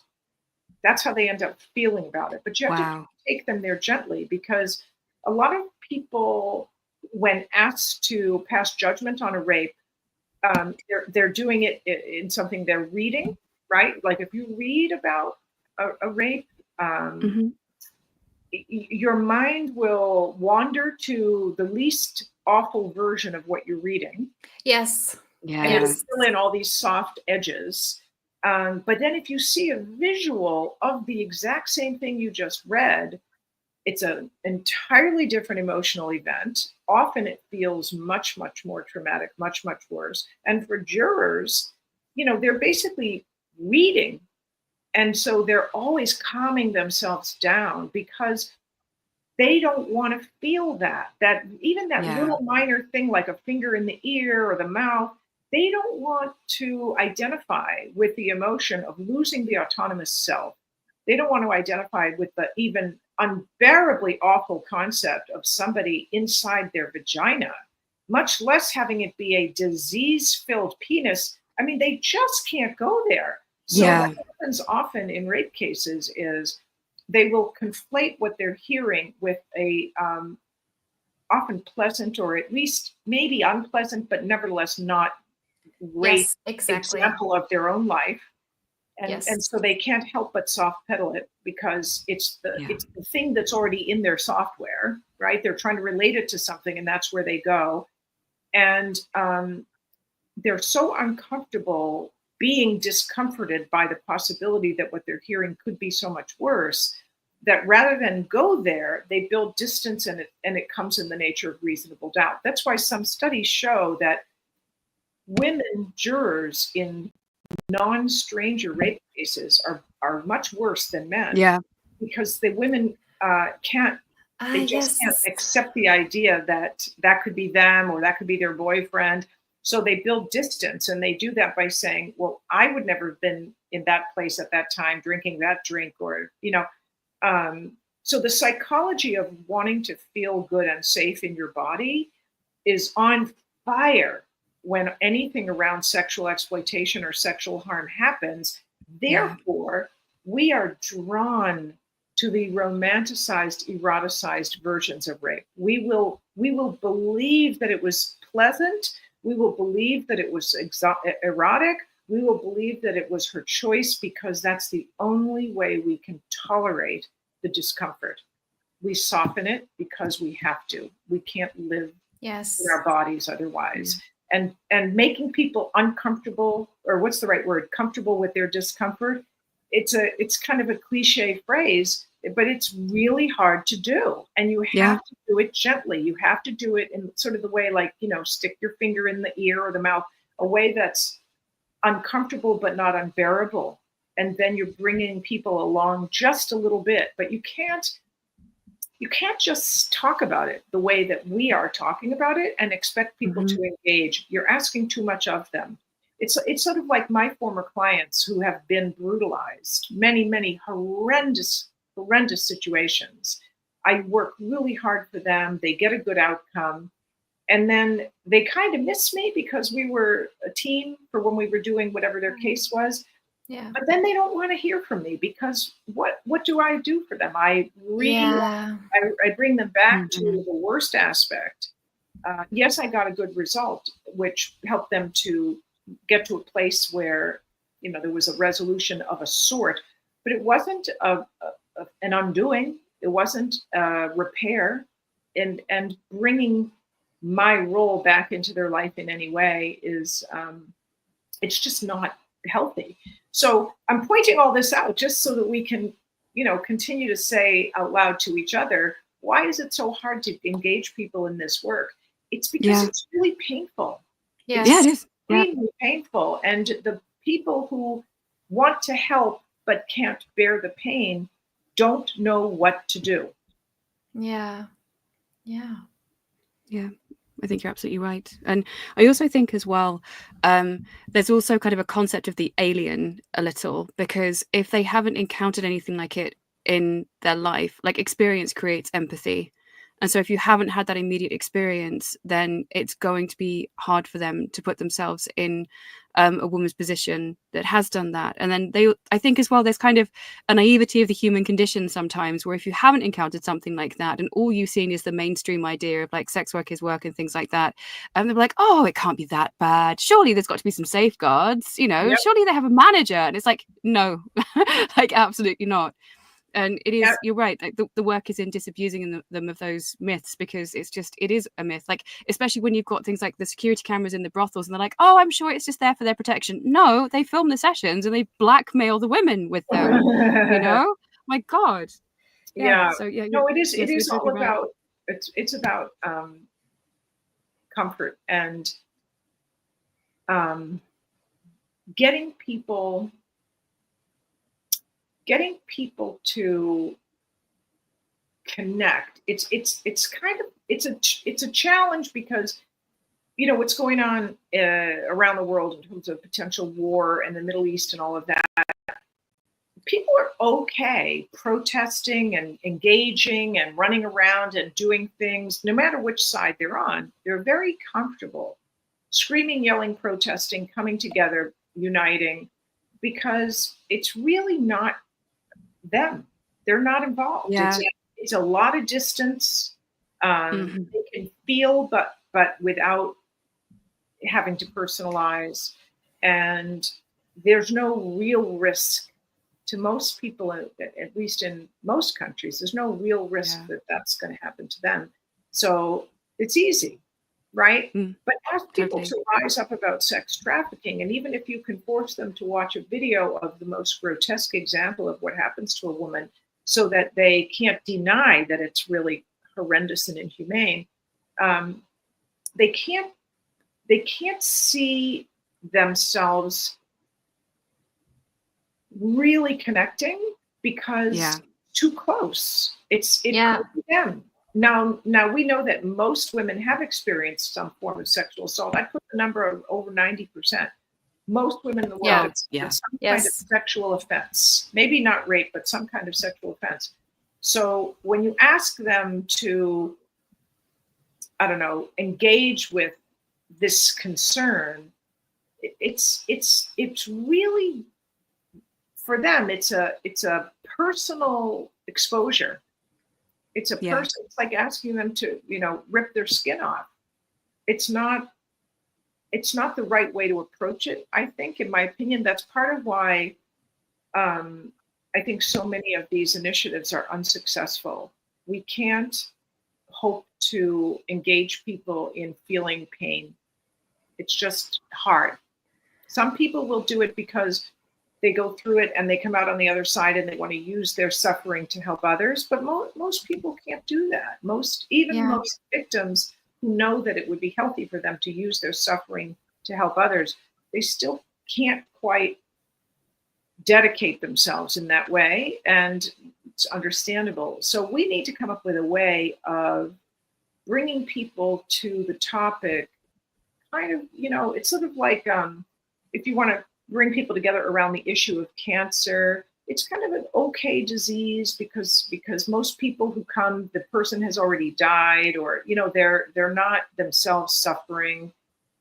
It's a pleasant thing to support, and you can do it almost entirely by just writing a check. For this kind of issue, we got to be more creative. We can't just say, let's have a fundraiser and a meeting. Because then there needs to be an ask. Well, what should we do next? Well, where do you expect me to fit in all of this? Do you just want me to give you money? Should I go knock on my neighbor's doors? So I think there have to be creative opportunities for people to do things like, I'll just give you a couple of examples. When I get invited to give a talk and I'll say, yes, I'm going to come and talk about the history of women's struggle for the vote, I always stick in stuff about this horrendous work. I always do, because if I told them I was going to do that, they wouldn't invite me. So I do it in bits and pieces. And then sometimes I will, if I have access to friends or neighbors, rather than freaking them out at dinner when they say, what kind of work do you do? I might say, tell a story about something I saw in the news. So then it's not about my work. Yes. We're all the same. We all saw the story on the news. Yeah. I might be able to add a couple little nuggets here and there. I do seize stories, which I think is something you could and should do. Whenever there is a big story or even a not so big story, hitch your wagon to it and see if you can use it to expand people's appreciation and understanding. That is the plan. Yeah. So if you're reading a story about something, they can't help but read the comments and all that come with it. So it's sort of forced education, but they've already decided to read the story. So that's not on you, right? But you're taking advantage of the opportunity, which you should. And then, of course, one of the better ideas, which doesn't happen every day, is for some famous person to become a spokesperson. Yes. If there is a famous person out there who really wants to help us, I mean, hi, our doors are open. So, but one of the things I do in terms of trying to raise awareness and also help women who have been abused. One of my side projects is actually called Painted Powerful, and it's the world's first body art project, which is female only, and it's using body art as a way for transforming women after experiencing sexual violence to gain their autonomy back and to create something beautiful. And so I'm kind of going up and down the country at the moment, just painting people. I've had women from Prague, from Scotland, from Ireland, just coming to get painted. So first of all, that creates a space where they can heal up and they can talk about the transformative power of it. But then also when it comes to the art exhibition, you're not confronted with something that is grotesque. You're confronted with something that's transformative, and through that then people can get curious and oh yeah, by the way, I do stuff with Red Light Expose, and we kind of uncover all of this stuff, so maybe you should tune in. And so I like that. It's not that's so true. Art is an entry point, absolutely, for a different kind of conversation, and it's not scary, and it's always emotional, so you've got permission there, right, for the art to be emotional. I love that. A friend of mine made a film some years ago that also maybe give you an idea. I don't know if this is overdone or if you can think of another way to do it that's slightly different, but her name is Angela Shelton. She was a filmmaker, and she made a film on her own called Searching for Angela Shelton. And basically what she did is she got in a what do you call it? A trailer, a driving home, whatever you call it, Winnebago. What do you call it? A home on wheels. Like a caravan, a trailer. She got a home on wheels, and she found Angela Sheltons all over America, and she spent months going to their homes, knocking on their doors and talking to them. And she found, I forget the numbers, I'm going to say the wrong data, but she found that something like 75% of them had been victims of some kind of abuse. And she captured their stories. Because her name was Angela Shelton. She used the commonality of their names as a bridge to introduce herself, which broke the barrier. And then they had a chat. And for those that she could talk more intimately with, she filmed their stories about being abused and used her film to kind of do what we're talking about doing, which is to bring people in a way that makes them feel the same, that they're not different, that there's nothing wrong with them, that they're okay. They're okay. Their suffering is okay. Not that suffering is good, but it's everywhere. And they're okay. So I think she opened some doors for a lot of women in a way that could work for you. I don't know what idea you could come up with that's similar, but it is, the nature of rendering yourself to be vulnerable is Yeah. huge, because then the other person knows that that if you could do it and you're okay, and then you're not going to hurt them and they're not going to hurt you. There's that mutual détente, if you will, when you're both vulnerable. There's something to be said for that, and there's also just, you know, acknowledging that it's overwhelming and that that's okay. Like, we're all overwhelmed by how much this is hurting people. It's endemic. Yeah, it's endemic. It's everywhere, and that doesn't mean you have to stay silent. Yeah, and you're completely right. Bringing it back to our fundraising efforts, I mean, it ties directly in what you said in terms of a strategy. Well, first of all, most of our team on the podcast are directly survivors of sexual exploitation, or we've had the misfortune to marinate in the culture that it produces and lift some of the ripple effects. So it's important that those voices are heard, but we bring on guests, including many survivors from all around the world. And again, we are currently fundraising, and you can go to the website redlightexpose.betterworld.org to donate, as well as win some prizes as you are donating. And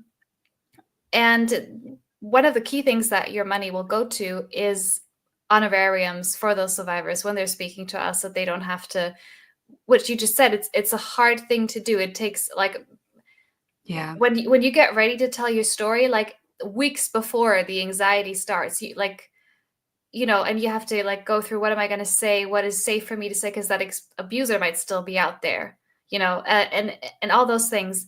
It is not nothing. It is not having an afternoon chat. It's really, really intense, as well as the analysis, which is, I mean, we consider survivors to be experts, at least in their own story, but many of them have gone on to learn to understand the system on a broader scale. And that deserves compensation. So that's one thing that we do. And there's not many places that you'll hear these stories.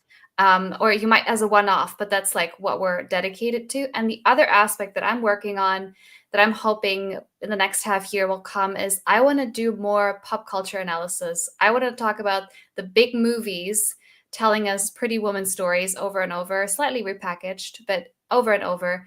That if you're just, you know, eloquent enough, or what's the term, manic pixie dream girl enough, you'll meet. Oh yeah. I mean, it's this insane story. You meet the right prostitution buyer, and, you know, he'll lift you into a life of luxury. It's really an insane story. Oh God, we want to to cover that one as well, where they think they make it a little more realistic, a little more gritty, but there's still a lot of the same ideas of, this is women having kind of an adventure, and, you know, if you're the right kind of woman with the right kind of constitution, you can handle it. And the other thing, the award ceremony makes me cringe. Go on, sorry. And one thing I'm working on, this is much longer than a movie, is I'm actually a bit of a casual gamer. I play computer games, very male-dominated world, an insane number of digital brothels inside computer games. There's a lot to talk about here, but one of my plans is, and I'm hoping we can intersect it with the podcast, I'd love to talk to a video game journalist or another, you know, feminist gamer, talk about how the idea that, like, brothels are inevitable, like any fantasy, like, you know, these fantasy, I mean, I have so much to say here, I can't go into all of it, but just one key aspect that will not stop bugging me about computer games: it's a fantasy setting. You have elves and dwarves and orcs, and many of these will even seem semi-egalitarian, because you have lots of female warriors and female not magicians, warlocks or sorceresses, and so many powerful women, but they cannot imagine a world without brothels. They have to put it in there, like, it's every time. You know, many of them might not have toilets, which should be, you know, everywhere, but like, the brothel's more essential. What the fuck? I'm so sorry.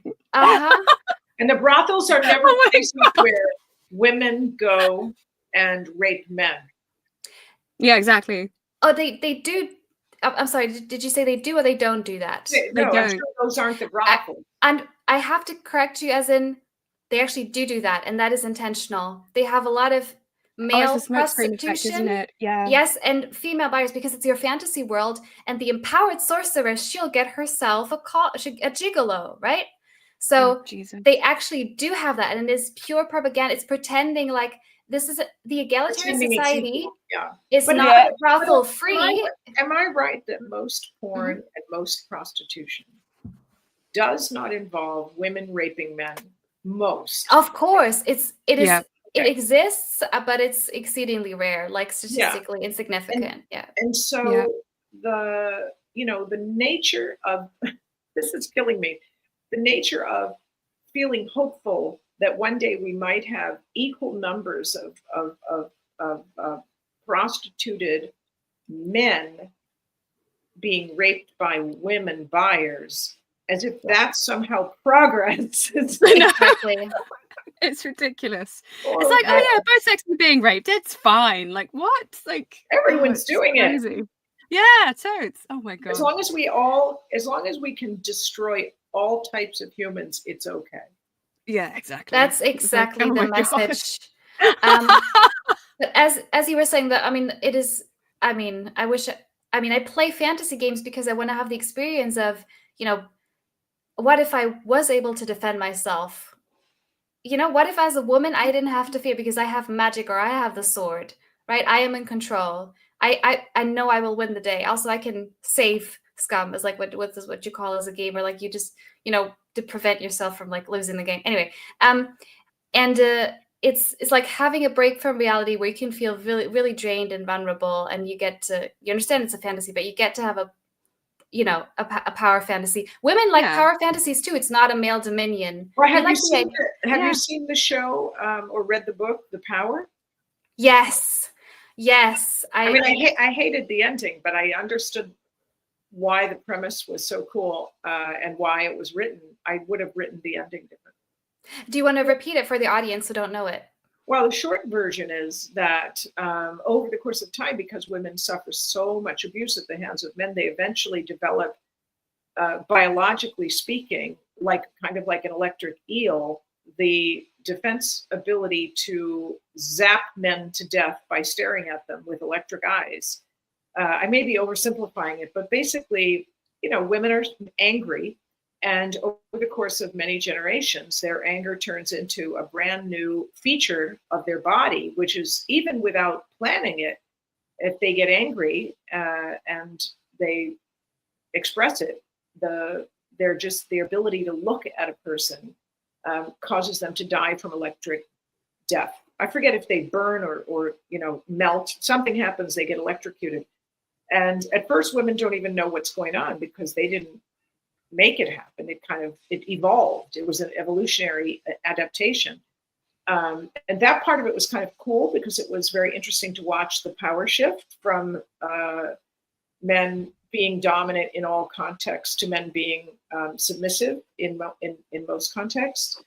But the end, I won't give away the whole end, except to say that I think the moral of the story is that nobody should want power.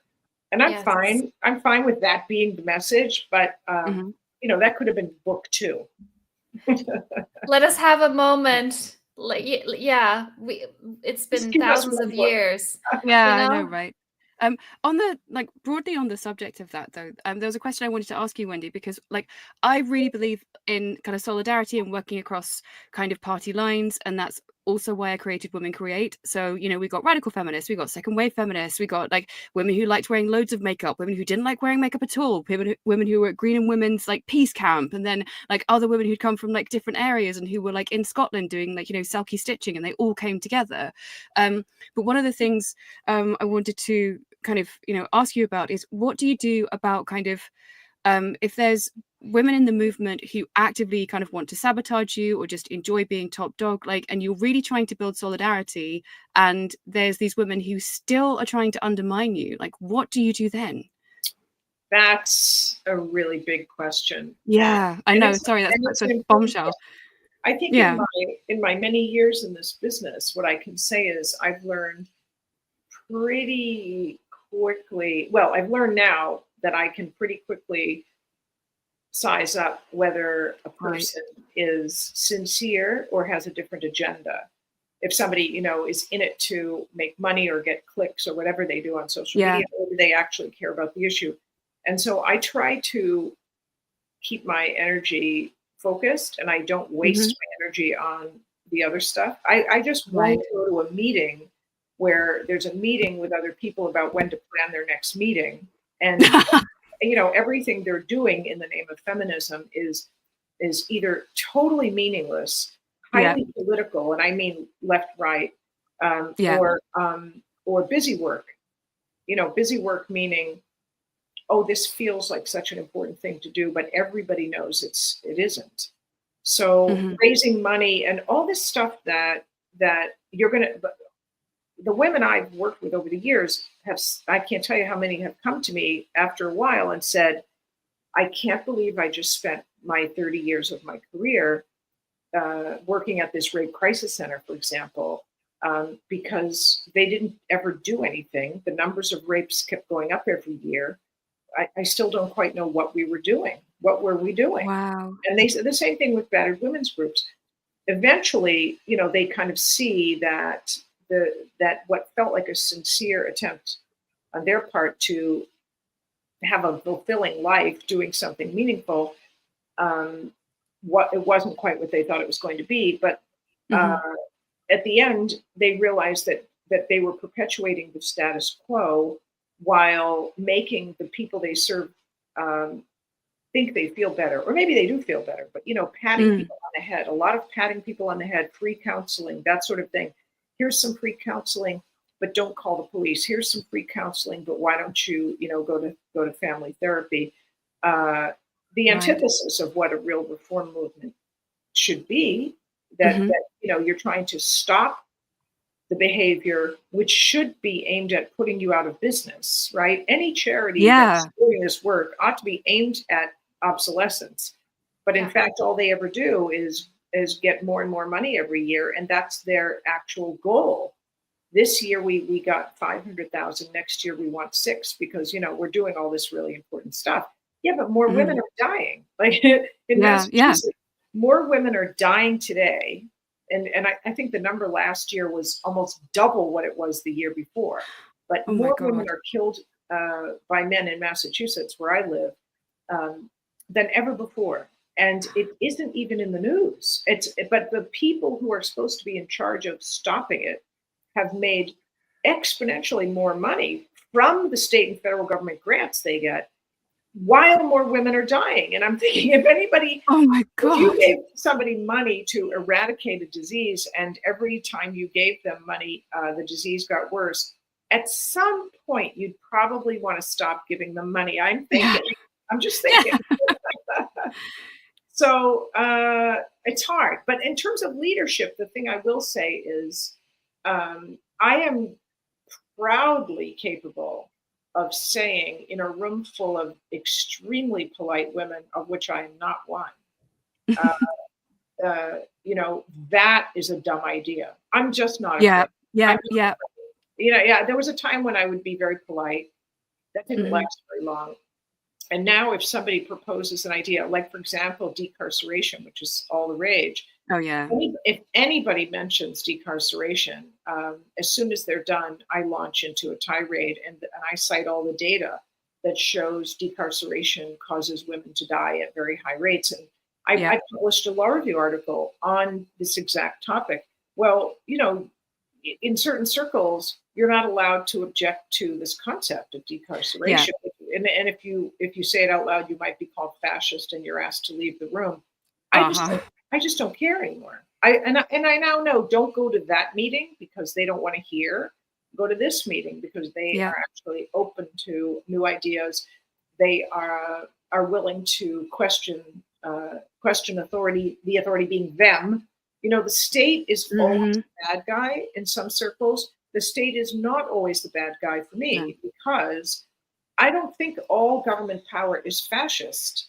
I think the Yeah. government is designed to maintain civility for people, i.e., humans, who Yeah. sometimes can't behave. We are animals after all. Yeah. Yeah. We need rules. If we didn't Yep. have rules, we'd have chaos. Well, those rules have to come from the state. Mhm. So while I don't want the government to have too much power, and for example, I believe people should always have guns. I think every woman I've ever represented, I encourage her to get a weapon and learn how to use it. And don't ever be afraid. If a guy has a gun, don't run like it's a mouse. Learn how to use weapons. I'm not saying you should kill people. I'm saying learn how to have the power that other people have, so that you, if you have to defend yourself, will have a chance at living. Just do it. Yeah. You don't have Sadly, to we're not allowed guns in the UK, so I think the most I could probably get away with is a fly swatter, but But that's okay too. Yeah. Whatever the thing is, right? Yeah. If I've got a client whose husband has 5 guns, I'm going to tell her to learn how to use guns. Because why wouldn't I? It's so stupid. No, it makes sense. By the way, I'd rather live in a world where the détente look like nobody has guns. But so long as some people do, you have to be careful that the some people with guns are going to take advantage of their power, and it's going to create exactly the kind of disproportionate suffering for the gunless. I want to say powerless, but let's in this example call it gunless. Yeah. It's a problem. So I guess the bottom line is that there are leaders in this movement who are not afraid to say the state has a responsibility to protect people from violence. Mm-hmm. I'm one of them. If I meet a person who says they're a feminist and they're not capable of saying, and the government has an obligation to make sure women aren't being raped, beaten, killed, trafficked, etc. If I can't hear those words out of your mouth, then I'm not going to waste my time with you at all. You can go off and do your meaningless busy work elsewhere, but I'm never going to be the one who says, let's just keep taking the government's power away. I don't want the government to have more power. I want it to use the power it already has. Exactly. Fairly. When it comes to protecting women from death, rape, abuse, trafficking, exploitation, and so forth, slavery.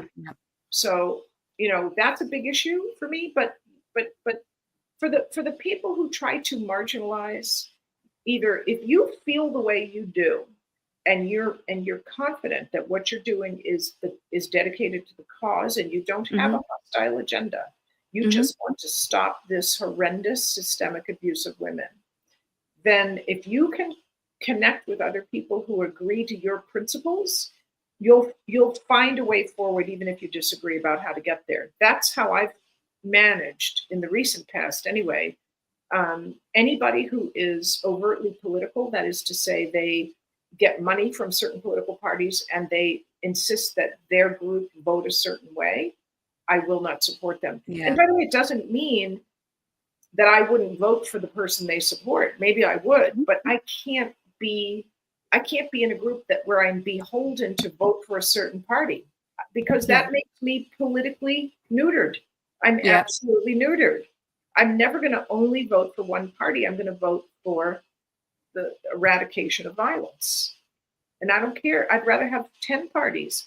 Let's create more parties. Don't force me to choose between horrible and worse. I won't choose. I absolutely won't. I often write in Alice Paul's name on my voting sheet, and she's been dead for a long time. And I write a little note on the side about why I'm voting for her and that this is not a democracy. I love that. It's a useless way to vote. I appreciate, but I'm not, I'm an activist. So I know it's a long-winded answer to your question about what do you do when the leadership is the problem, when there's marginalization, when there's bullying, when there's... I've had a lot of it. A lot. Because I'm just seen as the wrong type of feminist or the wrong type of woman. There's been places I've not been allowed in. And, I think you have to say out loud, I'm here because I'm a feminist. Feminist means that I believe in the social, political, and economic equality of women.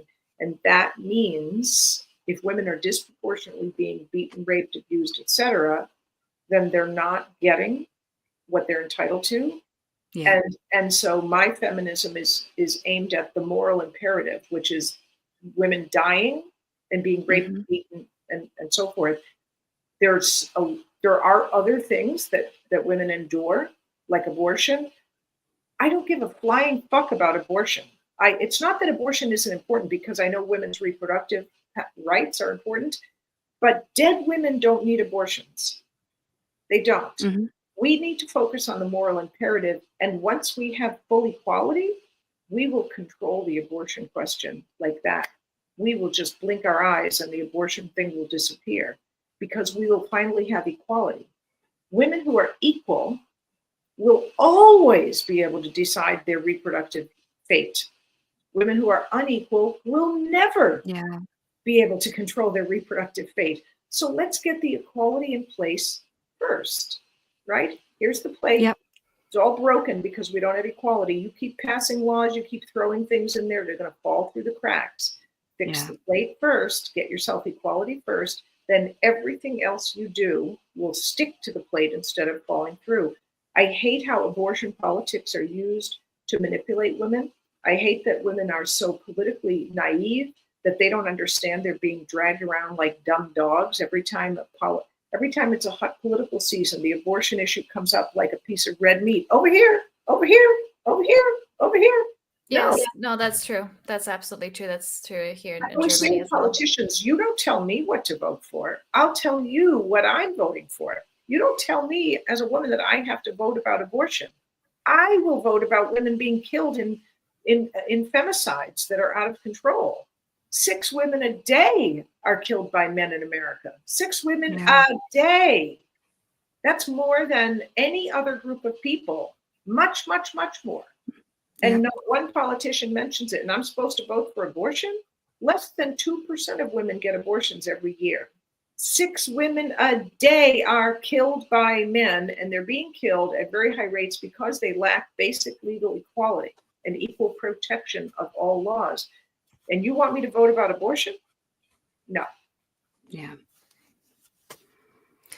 No, that's an incredible answer. Thank you. And we'll just segue into, like, after that incredible bombshell of an answer, that was brilliant. Thank you so much, Wendy. I will do some little bit of ad breaking. So the tickets are on sale now for the Red Light Expose raffle up until the June 27th at redlightexpose.betterworld.org, and the winners are going to be announced on June 28th. And you can get one of 20 prizes, including self-care packages, vouchers, stuff from Spinifex Press, all these amazing bits and pieces, and also, of course, a book by the incredible Wendy Murphy. So that's redlightexpose.betterworld.org, and the winners are announced June 28th. So we must be running out of time, or at least you might want to have somebody else on besides me. I've been quite talkative. No, you've been incredible. We don't have any other guests planned, but you've been absolutely amazing. And I'm launching the Women Create podcast soon, and I would love to have you on there if you had any time or inclination. You call me anytime, please. Please. I thought I was going to be on for about 15 minutes. It's been quite a bit of time now. Yeah, I didn't.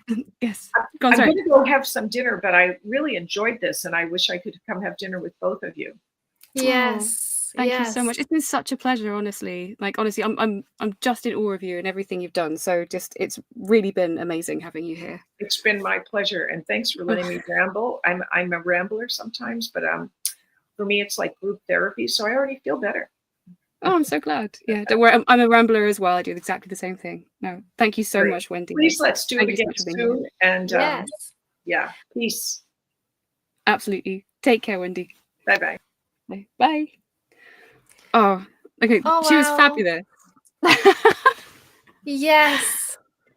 Oh, I'm sorry we lost Sybil Jo. I don't know if her internet did something, or if she's out there listening, or that's my only regret, that we're still learning the tech of this whole business, and the internet bandwidth needs to hold out. But yeah, I was just thinking, wow, but that's a whole episode right there. We just recorded an episode pretty much. We were like, oh, we're going to have her on the podcast. We just did the episode. So yeah. Like, she was just incredible. I have so much admiration for her, like how strong she is, how principled she is. Like, she's just amazing. Yes, sorry, I'm just fangirling over here, don't mind me. Oh. Yeah, and I mean, I'm still racing with thoughts. I was thinking the things I learned about, because in Germany we do on paper have equality between men and women, like it's in our basic law, in the founding document of our post World War II, post end of the Nazi era.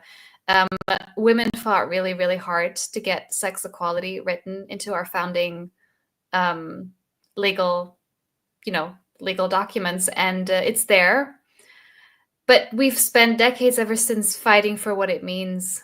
So women, I think even in the 70s, weren't able to get a job without their husband's permission. There was no fault divorce. So women, if you got divorced, you got completely screwed over. I was 1 year old, so I was born in 96, when they finally made it illegal to rape your wife.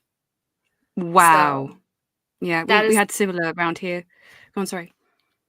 And we are still having to argue that, there can be no women and men are equal when there are women who are commodified, and potentially any woman could be commodified. So the fight is ongoing. But I mean, just like Wendy said, having that in our founding documents is in what the current German nation is important. Like, activists are able to reference back and say, you wrote this into your founding documents. You have I'm forgetting the technical term. Is it like the civil code?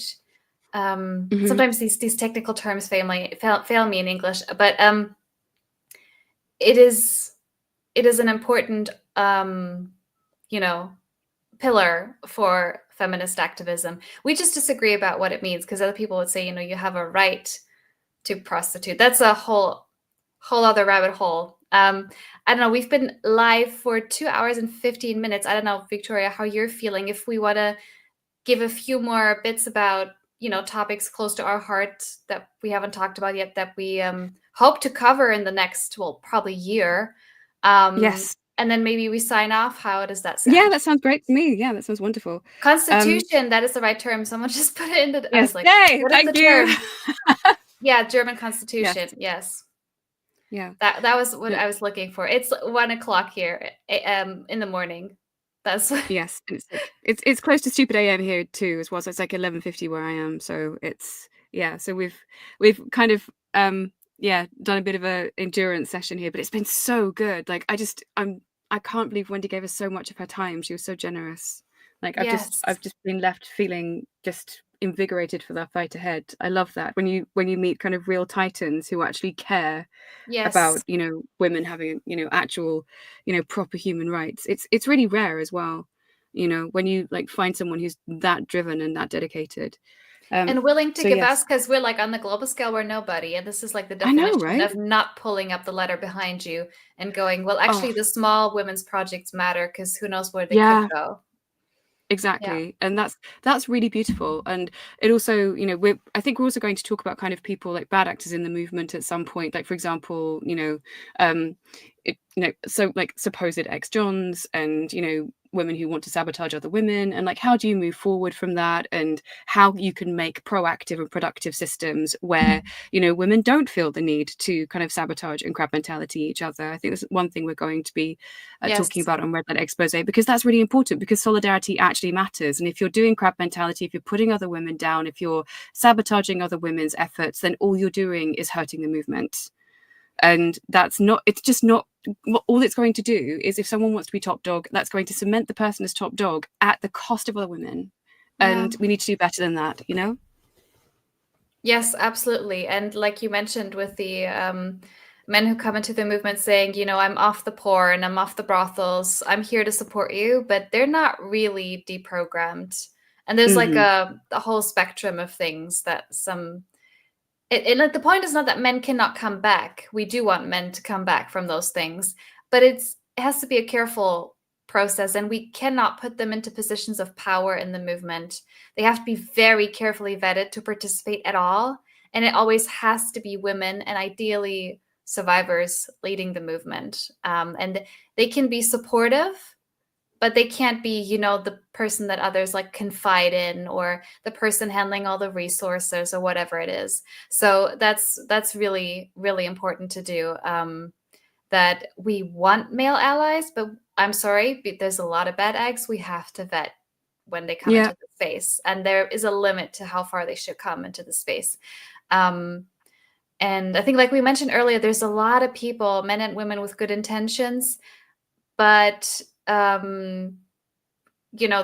a lot of assumptions. There's a lot of like, you can unfortunately do ill with good assumptions, and I think we've all had a learning journey on, maybe things not to say. Or for instance, if you are a journalist, you have a ethical duty if you're interviewing people about their traumatic stories to make sure, is it a safe space? Are they in an okay place? Are they in an economically desperate situation? Am I making sure they're not identifiable through the story if their abuser's still out there? Like, Exactly. it's like, if you, like I said, good intention, you're a journalist, you want to get the word out of a sexual exploitation, great. But who is this person you're talking to? Did they just leave the industry like a year ago? They might not be ready. They might need a lot of resources, time, trauma therapy, before you make a record of their story. And maybe they would tell that story very differently down the road as well. Maybe they're, there's a lot to talk about here. There's a lot of women who have negative experiences with activists, social workers, all kinds of people, and then they never speak up again. Like, you ask for help once, you ask to be heard once. If that experience goes poorly, that person can be, first of all, the harm to them, but also the harm to the movement as a secondary ripple effect. Like, every woman lost is a tragedy, in my opinion. Yes. And then also, if you don't have, activist community, it's not just about being an effective movement. It's also, ideally, it would be us protecting each other. That includes helping a woman not to go back to the dangerous ex-partner or the pimp. There's many complex reasons why women do, or sometimes men do. So there's so much to talk about here, but like, how to do this work, what to watch out for. We're going to have a lot of, the other hosts tell us what they've experienced and what they wish would have been done differently from all kinds of people, documentary filmmakers, therapists. A lot of therapists in this space don't know what's going on. Oh my God, yeah. They've been like indoctrinated the other way, and they're like, oh, so you did sex work. Yeah. You have a lot of shame. You have that rubbish. Yeah. There's so much. There's so much we need to talk. I think this is going to be like a whole series on how to do activism, how to be an ally. And not like I have all the answers. Obviously, I'm in the ally group, and I think I make some mistakes in the past also. And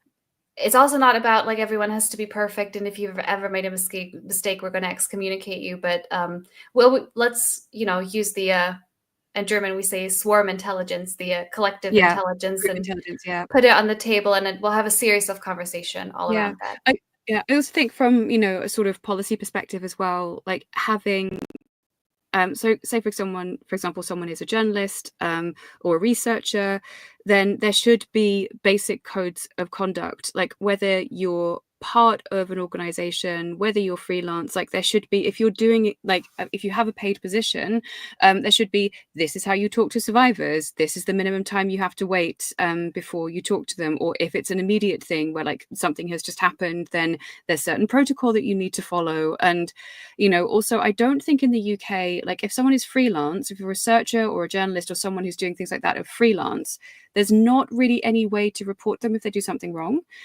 So I think, there's like, unless something's been published that's incorrect and you can go to hacked off, there's not really anywhere you can go to report them for doing something wrong and re-traumatizing you and things like that. So I do think there needs to be a protocol in place, just generally, not just in the case of just sexual abuse survivors, but if you had like a really tragic incident, like there has to be some kind of protocol there where there is a duty of care to the person you're interviewing. Otherwise, people do end up getting badly re-traumatized. I think that's sadly one of the sadistic things about the media sometimes, that it can be brutal, it can be ruthless, and it doesn't care about the cost of human life. And that, especially if you're doing work like this, that has to, I'm sorry, like it has to fucking change. Otherwise, women who end up having an initial bad experience, like you said, and they've really kind of come into the movement and they're gung-ho about, I really want to, be a part of this. If they have a bad experience and they're not strong, they'll just leave and they'll regress, and they may not find their way back. And we need, much like Wendy says, like we need a united front. We need all hands on deck, really, with what we're dealing with now. We can't afford to lose another woman, especially one that's gone through so much. And we have to go easy, especially on women who are newly out the industry. That's not, it can be complicated because trauma is complicated. It can make people complicated, but this is what I agree with Wendy. Like it's not about not having principles or stances, but especially when you're dealing with a vulnerable population. Like, honestly, like in the sex work perspective, there's this idea like every woman in the sex industry is a hardcore progressive, all of them. Yeah. And they all agree about all these other issues. No, actually, women from who have had less access to education from countries that keep women down and give, are even stronger in their socialization into strict roles, are vastly overrepresented. So actually, conservative women are overrepresented in the sexual exploitation. Religious women are overrepresented. There's a lot of Orthodox Christians in the German sex industry. So, and if any, like, whatever your stance on the industry, if a woman comes out and she has conservative ideas or she's religious and she doesn't live up to your idea of the, either the empowered sex worker or the radical feminist leader, like whatever, it's just like, let her breathe. She's been through hell and back. Wherever she's at, let's focus on resources and healing. And of course, if she comes into the movement, you need to have some baseline of agreement on some issues, or at least the sexual exploitation issue. But we can't in general, a purity spiral is dangerous for any movement. Absolutely. But it's especially awful when we do that to women speaking about their sexual exploitation, and then expecting them to be agreeing with us on 25 other feminist issues, because they might very well not, and they still deserve to be heard. That's how I view it. Completely. So we have all these opinions about intersecting issues, and they matter. And I'm not watering down my own stance by saying, yeah, but I care about any harmed woman, even if she's deeply conservative or whatever the situation is. And the other thing that ties into a huge thing that we can't do justice to right now, but that we need to do episodes about, is the victim offender overlap, which is a big spectrum and a big gray zone and really complicated, because like any abusive system, be that a religious sect or almost religious political movement, or like whatever it is, it asks you to become complicit. It pushes you to become what the standard thing the sex industry does is tell a woman in porn or prostitution or stripping, recruit others, bring your friends, tell your friends this is good money, tell your friends this is a good time. I mean, massively, yes. And if we excommunicate everyone from the movement who ever recommended the industry to someone, who spoke positively, or who maybe even kind of actively recruited somebody and brought her to the brothel or whatever it is, we have to excommunicate, I think, like 99.9% of survivors. And that doesn't work, and that doesn't help. And it doesn't. And this also does not invalidate that there are women who might even have some kind, like a criminal level of complicity in somebody else's exploitation. It doesn't, like, some women do rise to the position of pimp, or some women do get it's like pyramid schemes where you get money because you recruited another woman to the porn site. We're not saying that's harmless, or the women exploited by another woman in whatever shape or misled is not allowed to feel aggrieved and harmed, or even traumatized. We have to do the balance there, and I think that's really challenging. It's hard enough to get audiences to want to listen to the subject in the first place, just like Wendy said. Like, that's number one. Then number two is to get them to agree to our baseline that this is an exploitative system that is due to the perpetrators and the sexual and monetary entitlement of the perpetrators, not the victims.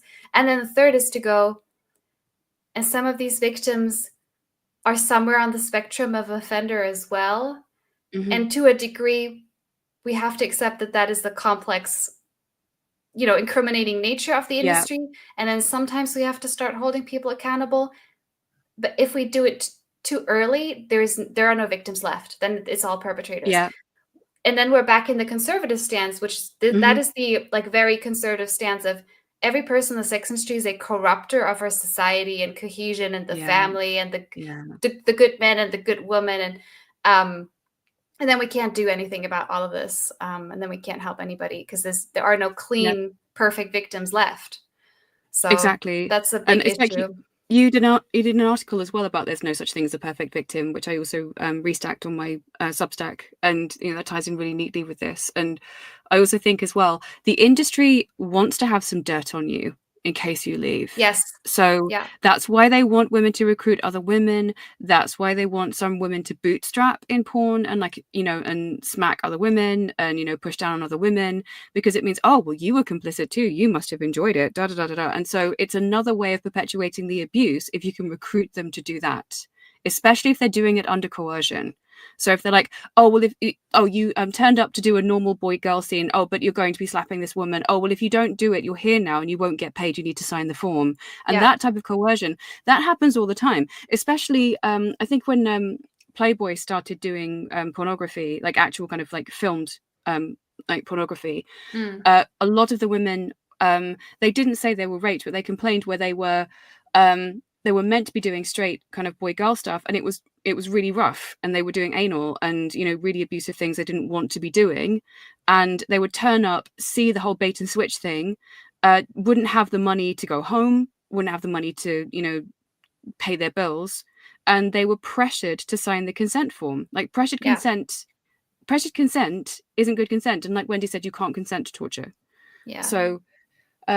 So you have all of that stuff going on. So I hate this idea that people will look at this stuff on the surface and go, oh, well, she did this. Oh, well, she must have enjoyed it. Oh, well, she's done things to other women, therefore she's a bad person, without examining the mechanics of the industry and how, when it sucks people in, like especially women, they will always do this to have dirt on women, to make sure that their hands are never truly clean. It creates a psychological prison because the moment you step out, sometimes more than anything else, you will be wrecked by guilt, because you might not be ready to process the harm done to you and have the self-compassion, which I think for many reasons, very difficult. But I've heard this from many women, they couldn't see that they themselves were traumatized, but sometimes they could get it on a guttural level or read it in the face of another woman. And then to be hit with that guilt of, I had some small, sometimes very small part in it, but the guilt can like really, really grow and fester and keep people stuck.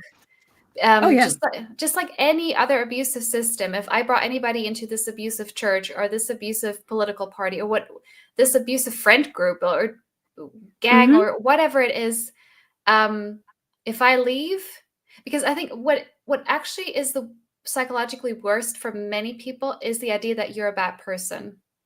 That is actually more destructive than, and when that guilt comes, that is exactly what you have to face. Oh my God, am I a bad person? Am I a harm to others? I wasn't helping my girlfriend out. I was bringing her into abuse.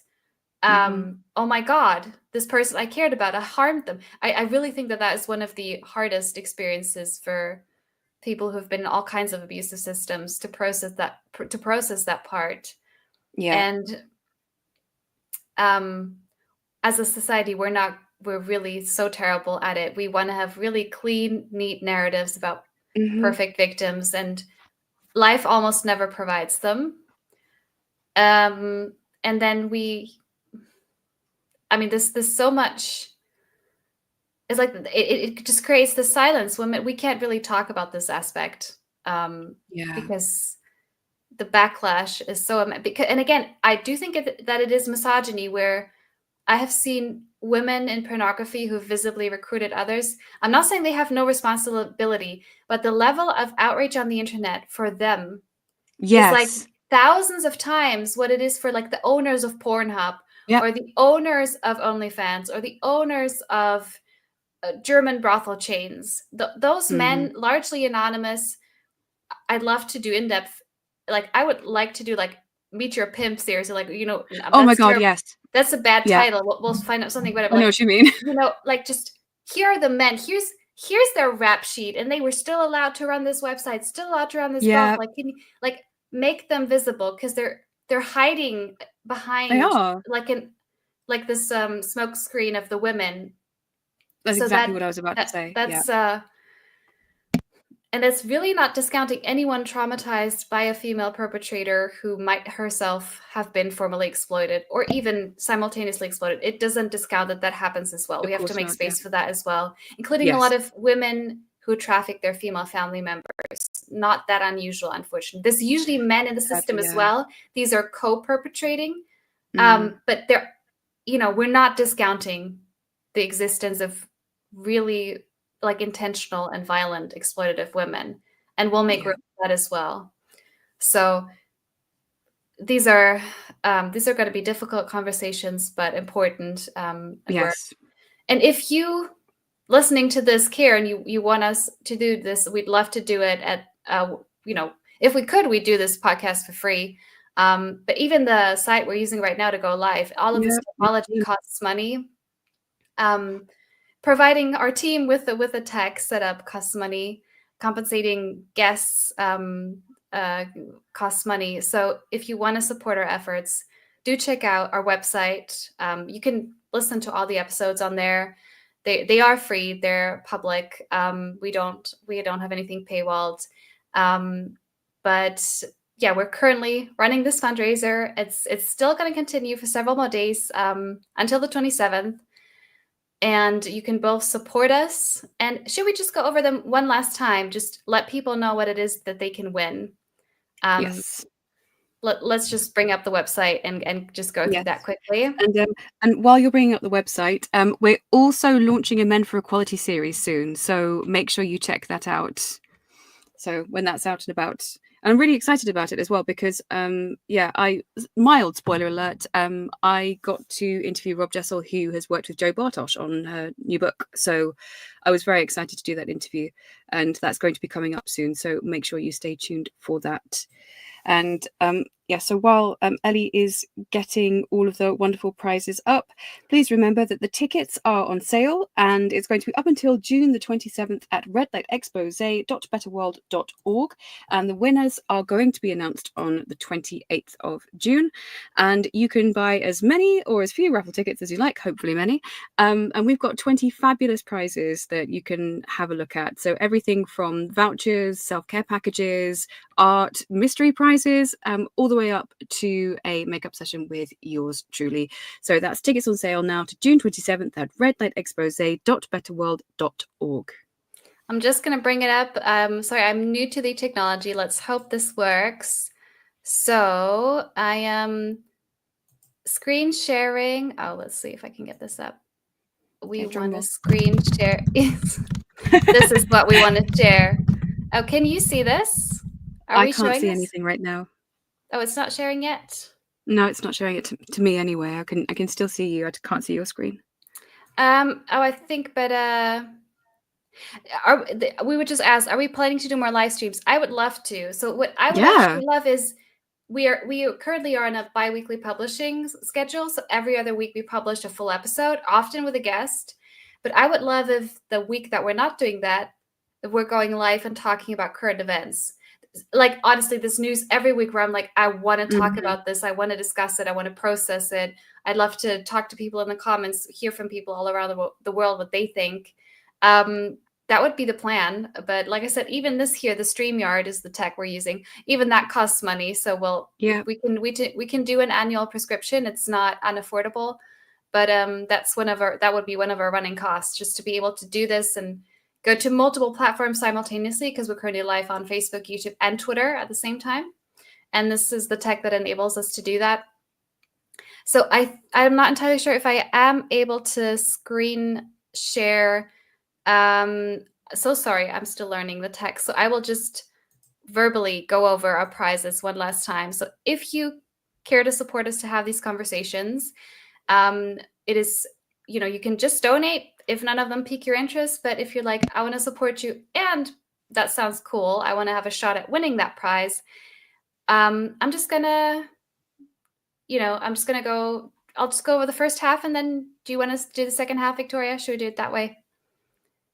Yep, that sounds great to me. So our grand prize is a $500 Canadian dollar Amazon gift card, obviously to spend as you like. It's the ticket for that one is $10. So that's if you want to buy one ticket as a chance to win. Same prize goes for the second grand prize, which is $200 for Amazon to, do with a gift card as you like, whatever it is that you need or have been wanting to purchase. You can win those. They've been donated by, I believe that was Not in My City and Exodus Cry, respectively. So thank you to those organizations for helping us. Then we've got the alternative makeup session with Victoria, as we mentioned, and we were brainstorming during the live stream today. What can you do with that? Are you an artist? Are you a cosplayer? Do you want to just create a new look, or do you want to get ready for a protest? Whatever it is. Victoria, who has worked on Marvel movies, who worked on Maleficent, which is still one of my favorite retellings of fairy tales, who's done looks in blockbusters like that, can teach you at a professional level on how to achieve some of that. And what you always talk about is you don't need to have the most professional makeup kit. You can get some of this is like at a dollar store and still like turn it into something when you know the techniques, right? So you can win that. We've got another prize, which is a 1-year subscription to the Libby Mental Wellness app, which is an app to support people in terms of, various techniques on anxiety, on rumination, with, I think it was meditation, aids, tips and tricks for daily life. So that's on there. We have a really awesome popular option, which is a ticket to the virtual encore of the Rocky Mountain Women's Film Festival, the biggest film festival in all of North America, focused on women behind the camera, women telling stories, everything like from grizzly bears to survivors of FGM to women from all kinds of cultures and all kinds of situations, like amazing. Like I was looking through the library and, I want to, put my own money into her own fundraiser, but if I was going to buy a ticket, that would be definitely among them.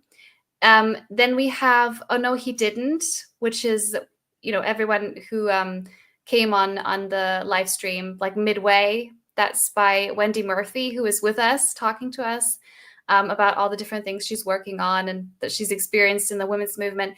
That book, Oh No, He Didn't, is focused on the historic, long-standing phenomenon of men stealing the inventions and ideas of women and reselling them as their own. You know how we remember reading. Watson and Crick, and we don't remember? I don't remember. Rosalind Franklin. Exactly. People don't remember Rosalind Franklin, who already had the structure of DNA, and they decided to break into her lab, steal it, and claim it as their own. And I will forever be pissed at them for that. Which really, like, it is our duty to course correct that.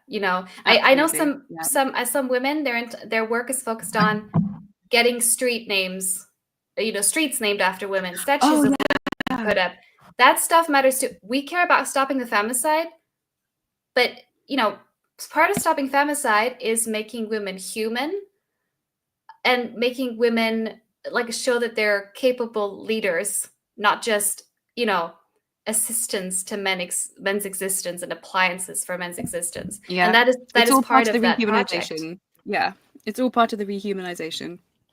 Then we've got and there's actually 3 winners for this category, so if you buy a ticket here, there's an increased chance you could win.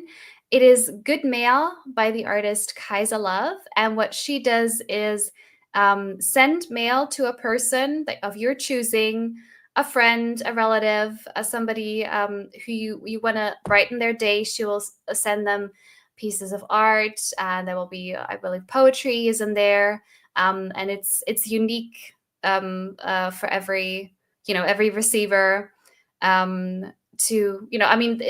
Letters are a dying art, unfortunately, right? And she's keeping that tradition alive in a unique way. So have a look at that if that sounds interesting. We also have a nervous system reset bracelet. I think it's a cute design. It's a bracelet made of what is it? Let me see. So just a little hard to read. Yeah, it's kunzite, unikite, and orange salside. So for those people who are into you know, you don't all, I mean, if you can just like the aesthetic design, but you know,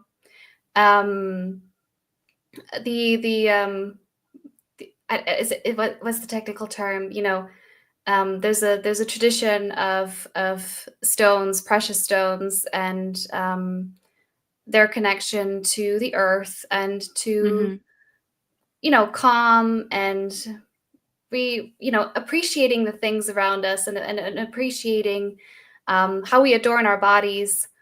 So that's interesting as well. And then we have 2 hoodies that you can win. This was donated by Epic Project, which is, we will have a full episode with Tom Paris, the founder of Epic Project. There's so much to talk about here. What they do is actually intervene when men they put out these fake prostitution ads. Men call the hotline thinking they're gonna arrange a purchase to access a woman. They'll actually be talking man to man and having a conversation about what are they doing? You know, what are you hoping to get out of this? Like, are you aware what the situation of women is actually like? I think that's a really interesting novel idea that the men at Epic came up with on how to do something about the demand. And, you know, when, you know, Victoria, you or I might not be able to stop a guy from carrying on. Yeah. One of the men from Epic, sometimes they get through to men and they have long conversations. And there's been some men who've actually like then go, well, thank you. I hadn't thought about it like that. Or I wasn't actually sure I wanted to do this. And, you know, you've got me thinking. So that's what they're doing. And they are donating 2 hoodies from one of their new campaigns called My Friends Are Not For Sale, where they actually work with students and they go into schools and they talk there about peer-to-peer support and watching out. Because the reality is there's a frightening number of teenagers getting trafficked, and sometimes it's only their friends who'll be able to notice the signs, but only when us adults have given him the knowledge to recognize what's happening. Then we've got, like I said, we have a lot of prizes, but they are all worth taking a look at. We have a copy of When Men Buy Sex, Who Really Pays, which is an in-depth guide through the Canadian sexual exploitation industry. What's happening? What are survivors saying?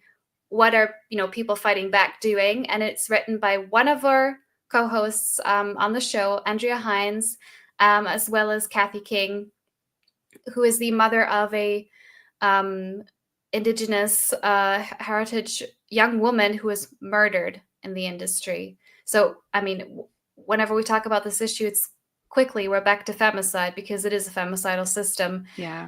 And, you know, trying to turn that pain and that difficulty, which is often intergenerational, into activism. So there's, like Wendy was saying, like, you can be an organization and just, you know, deliver like condoms or whatever it is these like organizations do to women in the industry, or like hygiene products. Okay, great. We're not saying don't do that, but you actually have to work on diminishing the system. Otherwise, you can do this work forever, and the femicide and the rape and the trauma will never stop. So Andrea and Kathy go through great lengths to explain what is happening, where is it happening.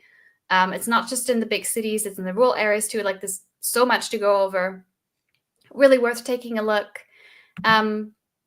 Then we've got another great book that I mentioned earlier in the live stream, which is called Women Unsilenced by Jean Sarson and Linda McDonald, who are really, I have so much admiration for them. I feel like we're going to have them. We had them on the podcast. We should have them on again, talking all about the subject of, it's not just governments who torture people. There is the exact same things that are happening in prisoner of war camps, are happening to women in private homes, are happening to women in brothels, the exact same acts, but they're recasts as sex work, BDSM, a bad punter, you know, whatever it is that the you know, whatever type of reframing. And they go into, well, actually, these are all misnomers. It is actually non-state torture. That's the term they coined. They go into what that is, and they go into how to get the message out about it, how to fight back. And you can actually win both the audiobook version and a digital copy, an e-copy. So I should say some of these. Go on, sorry. Just an important note, some of these prizes are location-based. Many of them are international, but some of them are, US only, Canada only. So do take a look before you buy a ticket, so you don't like win and then we can't send it to you. Yeah, and But also many of if you them want are to check out, international. sorry, Yes. I was just about to say, if you want to check out our episode on non-state torture, you can go on to the Red Light Expose YouTube, or we're on Spotify as well, and it's called "Prostitution is Non-State Torture: Meet the Women Fighting It." Yes. And Victoria, you want to take over from Spinifex Press? Yes, I do. Yes. So the next little giveaway thing is Spinifex Press $50 gift card, and they specialize in subjects of feminist interest. I've met the founders of Spinifex. They are very dedicated to what they do. Definitely check out their website as well. They're always at places like Philia, for example. They always have not just it's not the fun feminism stuff. They actually get to the heart of the issue with things. So I have a lot of respect for Spinifex and everything that they do. So if that is your bag, definitely go with that. So that's the $50 gift card.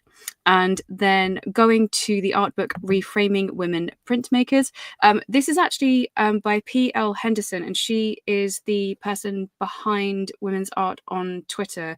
So so this is, I think it's going to be basically a really brilliant book. I'm actually thinking of entering myself, which kind of defeats the point, but I know, me still. too. I was like, it's like, is it? And obviously, we're not going to make ourselves the winners. That would be obviously. No, of course, that would be nepotism, and that's wrong. So yeah, I'll just we just need to go and buy a copy for ourselves. And the next prize coming up is the paperback copy of Jezebel's Justice. So this is poetry and prayers for rebellious and disobedient folks, and we were talking about the author Mary Byler earlier on, who is the survivor of Amish abuse. She's she's a really, really beautiful soul, and we're hoping to have her on Red Light Expose for a full episode as well. And so she just busts open the myth, really, that the Amish are just this kind of romanticized people. And in the other book that she's written, she goes into the oppression and the abuse and the othering that she actually sustained when she was in the Amish community. And obviously she's thankfully out now. So then there's a mystery prize. I can't tell you anything about that. I will tell you it is worth it. So, but it's only for the UK and EU. So make sure that you so if you try and get something from Canada and you get this, obviously it can't be shipped to you. So please make sure that you check the location, much like Ellie said. And the next one is a long distance house blessing, which is Reiki. And this is from Reiki Master Benedetto. You can go to the website Benedetto/Grateful Rain if you go underneath the Enter to Win button. I'm personally not into Reiki and long distance house blessing. I'd find it quite Python-esque to do it, but I'm sure there's some people out there who really like Reiki and or Reiki, depending on where you are, and it works for them. So if that is your bag, definitely have a look at that. The next is the Femigades discography and band merch, and this is the full physical CD I will put my teeth in. Can you tell I'm tired? The full physical CD discography and band merch from the Femigades. And the very fact that you get the entire thing just for like a tiny raffle ticket, I think is rather fantastic. So yes, I would, by the way, you can buy more than one raffle ticket. Yes. So if you really want to increase your chances, then you can, maybe buy a few more, and it all goes to a good cause for helping us keep the lights on. Yes, and I can also recommend Sex Robots by Femigades as well. So then after that, we have an EFT 1 hour session with Lisa Forbes. I have to say, I was skeptical of EFT. I thought it was absolute rubbish. And I tried it, and I was really shocked at how relaxed I felt afterwards. So I'm not entirely sure what it does. It could even be the placebo effect, but I was genuinely shocked at how relaxed I felt after doing an EFT session, and I've carried that over into my life as well as a survivor. So from my perspective, I think this is a really important prize. I also think if you are someone who is a survivor, or you know someone who's a survivor who has, you know, tension in their body or distress in their body as a result of abuse, as a result of, you know, sexual violence, this is a really worthwhile, you know, prize to get. So if that is you, then I definitely would enter this to win. And you can check out Lisa Forbes as well at the very bottom. So if you go onto the page, go to enter to win, and underneath there's Lisa Forbes' website. I would definitely have a look at that. And then finally, my Gorgon sisters at Medusa Rising, because I'm also part of Medusa Rising, because they are made of pure Gorgon badassery, and we're finding alternative solutions to, you know, this terrible patriarchy that we're in. So this is created by Esme Straykelt, who used to work at the Radical Notion. And she believes that supporting women in resistance and increasing women's thriving requires not just political, but also cultural work. And so Medusa Rising is that, essentially that culture, that joy, and is part of this essential new world building for a world free of sexual violence and full of wonderful ideas of radical materialist feminism. So this is a 1-year subscription that you can get for Medusa Rising if you enter to win. And I absolutely would, because I think Medusa Rising is probably one of the best projects. I mean, aside from Red Light Expose, of course, because, you know, equally as awesome. Yeah, but for me, Medusa Rising is probably one of the best collective projects I've been involved in. I think Esme is a powerhouse. So if you are someone who really wants an alternative to how shitty and shoddy the world is, this is definitely a prize for you. So there we go. We have gone through the entirety of the prizes. Yes. Remember that you don't have to just pick one. I mean, you could just buy tickets for all of them. You know, there is that too. So you could try that, you know, if you have the money to spare. And to be clear, the grand prizes are $10 and the mystery prize, I believe, as well. But everything else is just $5. Yes, so, that's correct. If like $5 is all you have to, like, I like that book, or I like that CD, or whatever it is, just $5 our way already helps. So we really appreciate Absolutely. And letting others know, you know, if you can't do that, again, word of mouth helps us. Let people know the podcast exists, and let people know that it's grassroots effort, volunteer effort, but we have some running costs.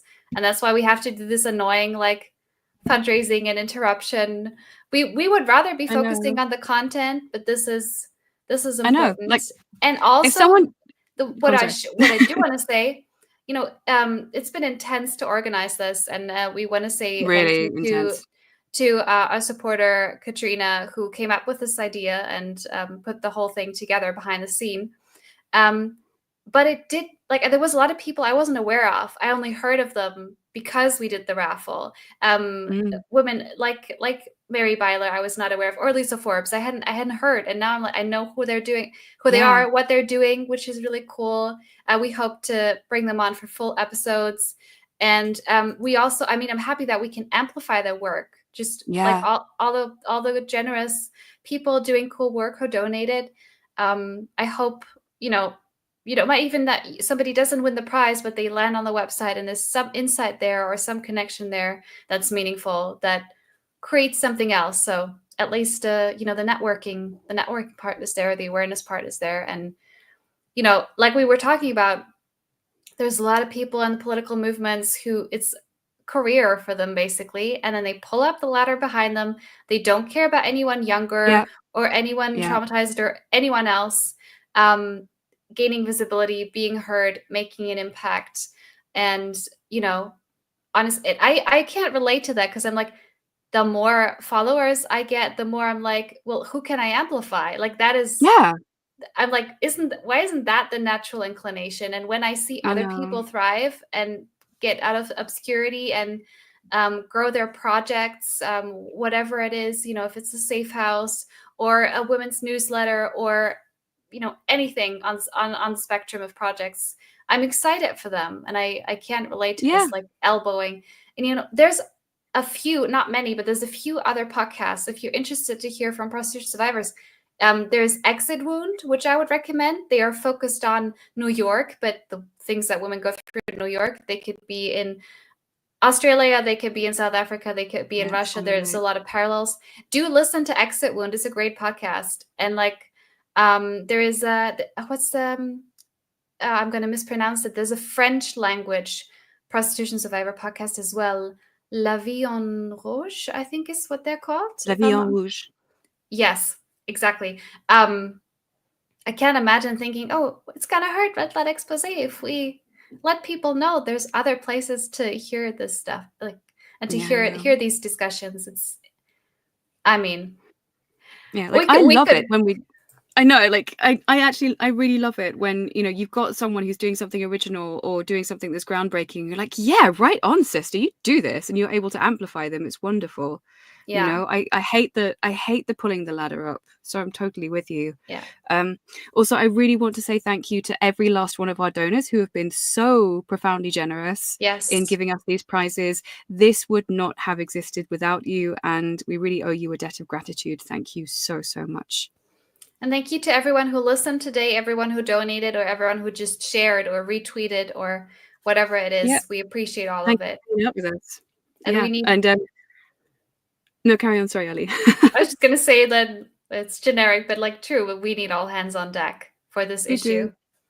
Yeah, because it's not going to come from the top. Like this issue, if like big like governments and big NGOs wanted to abolish the sex industry, they could have made a significant dent. Now it's not a popular cause, and I think that's Amnesty's pro prostitution. Even I mean that's a whole rabbit hole. How they all got captured. That's another episode. Hint, hint. Yes, it really is. So much to talk about. And that's why, you know, every supporter matters, because we're not neither the Catholic Church nor the ACLU or like whoever, I don't know, whoever gives big money to big things. Yeah, there was a detractor on Twitter that was calling us part of the rescue industrial complex. I was like, what complex? Like, we're running a raffle, dude. Like, what's wrong with you? Yes. We wish. I mean, we wish we were big, but and that's not to say that there is no hope. That's not to say that, you know, and like the reason that they have to discredit us this way is because even though we're like running on fumes, it is making an impact. Like there is, I can see it in Germany within a decade or slightly over a decade now. The conversation has completely flipped, and the key reason I keep coming back to was survivors of exploitation started getting organized and decided, yes, we need, you know, we need to help each other to stay out, you know, not backslide, help each other heal. We need to share resources. We need to find donations and fund for safe houses, for food stamps, like whatever the situation of what the person needs. But we also need to be heard publicly, but we also need to lobby. We need to call for systemic change. And it has made a huge difference in the German debate. You cannot debate prostitution in Germany anymore without somebody saying, have you read the book from that survivor? Have you read this survivor's blog? Have you seen that survivor's TV appearance? Have you heard that there are actually women out there saying, you know what, this is not work. It's actually abuse. It's actually rape. It's actually paid rape. That is now a mainstream, not everyone agrees, but it has mainstream visibility within a decade. That's been managed. That's monumental. So that's why I know that what we're doing is not futile, because I see it in my own country. Yeah, exactly. And also here as well, I mean, it used to just be sex work is work, right? And now obviously with like Nordic Model Now and places like that, it's, you know, and organizations like that, you know, the conversation is starting to change. And this is the thing. This is why, you know, survivors' voices are so important, because it's direct coalface empirical evidence about how bad this is in reality, like away from the glamour, away from the glitz, you know, away from the whole, you know, kind of belle de jour narratives that are pushed out all the time.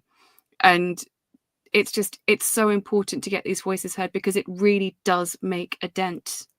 And I think as well, like imagine what we could do if we actually had funding. I mean, like a proper benefactor. So if there are any rich abolitionists out there, you know, anyone, you know, our door is always open. Yeah. And if not, we'll still figure it out. We'll still make it work. Yeah, it's fine. We will pull ourselves up by bootstraps and keep rocking and rolling, because that's what we do. we're just, you know, what I love about this group that we have is that we're nothing if not driven.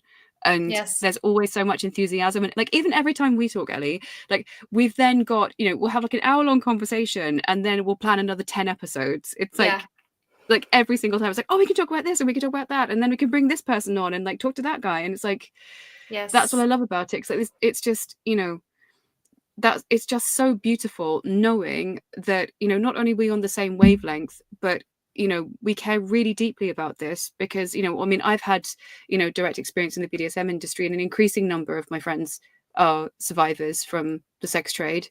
And, you know, I want to see a world where not a single woman is abused, exploited, or sold. And that's the world I'm working towards. And that's the world Red Light Expose is working towards. You know, we're doing this together. So if you want a world without sexual exploitation, then, you know, give us some money. Yeah, that would be great. Or amplify it. Just, you know, give us a like, a comment, or a subscribe. And yeah, buy a raffle ticket if you are so inclined. And if you don't have any cash, just share us and go check these people out because they're doing cool work. Yes. That's a perfect way to close out this live stream that's been going for 3 Wonderful. hours. This marathon. I know, it's quite a marathon. No, but I appreciate it. And there's still like lots of things that Wendy said. My brain's going, you know, same. That's generating new episodes. I'll be generating new episodes in my sleep now. You and me both. But no, as always, it's just been a joy to spend, you know, time chatting with you. And I think, like, honestly, Wendy is a phenomenon. I just wanted to like say, oh, can you stay a bit later? But yeah, I want to talk to her again. We have to get her on for a full episode. We'll have her back. She's just, absolutely. Yeah, she's incredible. Okay. All right. Well, thank you, everyone, and like good day, good afternoon, good night, whatever it is where you are. Yes. Good morning, or good afternoon, good evening, or good night. Yes. Yeah, it's been a pleasure. And thank you, every last person who tuned in, who passively listened, who had their ears pricked up if they heard a prize that they liked. Thank you, one and all. And if you want to follow Ellie Arrow, she is on Twitter as, is it just Ellie Arrow on Twitter? Is that correct? I'm Ellie Arrow everywhere. Yeah. Everywhere. And I'm Quirkathon on Twitter because I'm a marathon of quirk, so you can, you know, come for the face paint and stay for the brains. So yeah, and Red Light Expose is also on Twitter as Red Light Expose. All right, good night, everyone, or good day, whatever it is. Yeah. Okay. Take care. Bye-bye.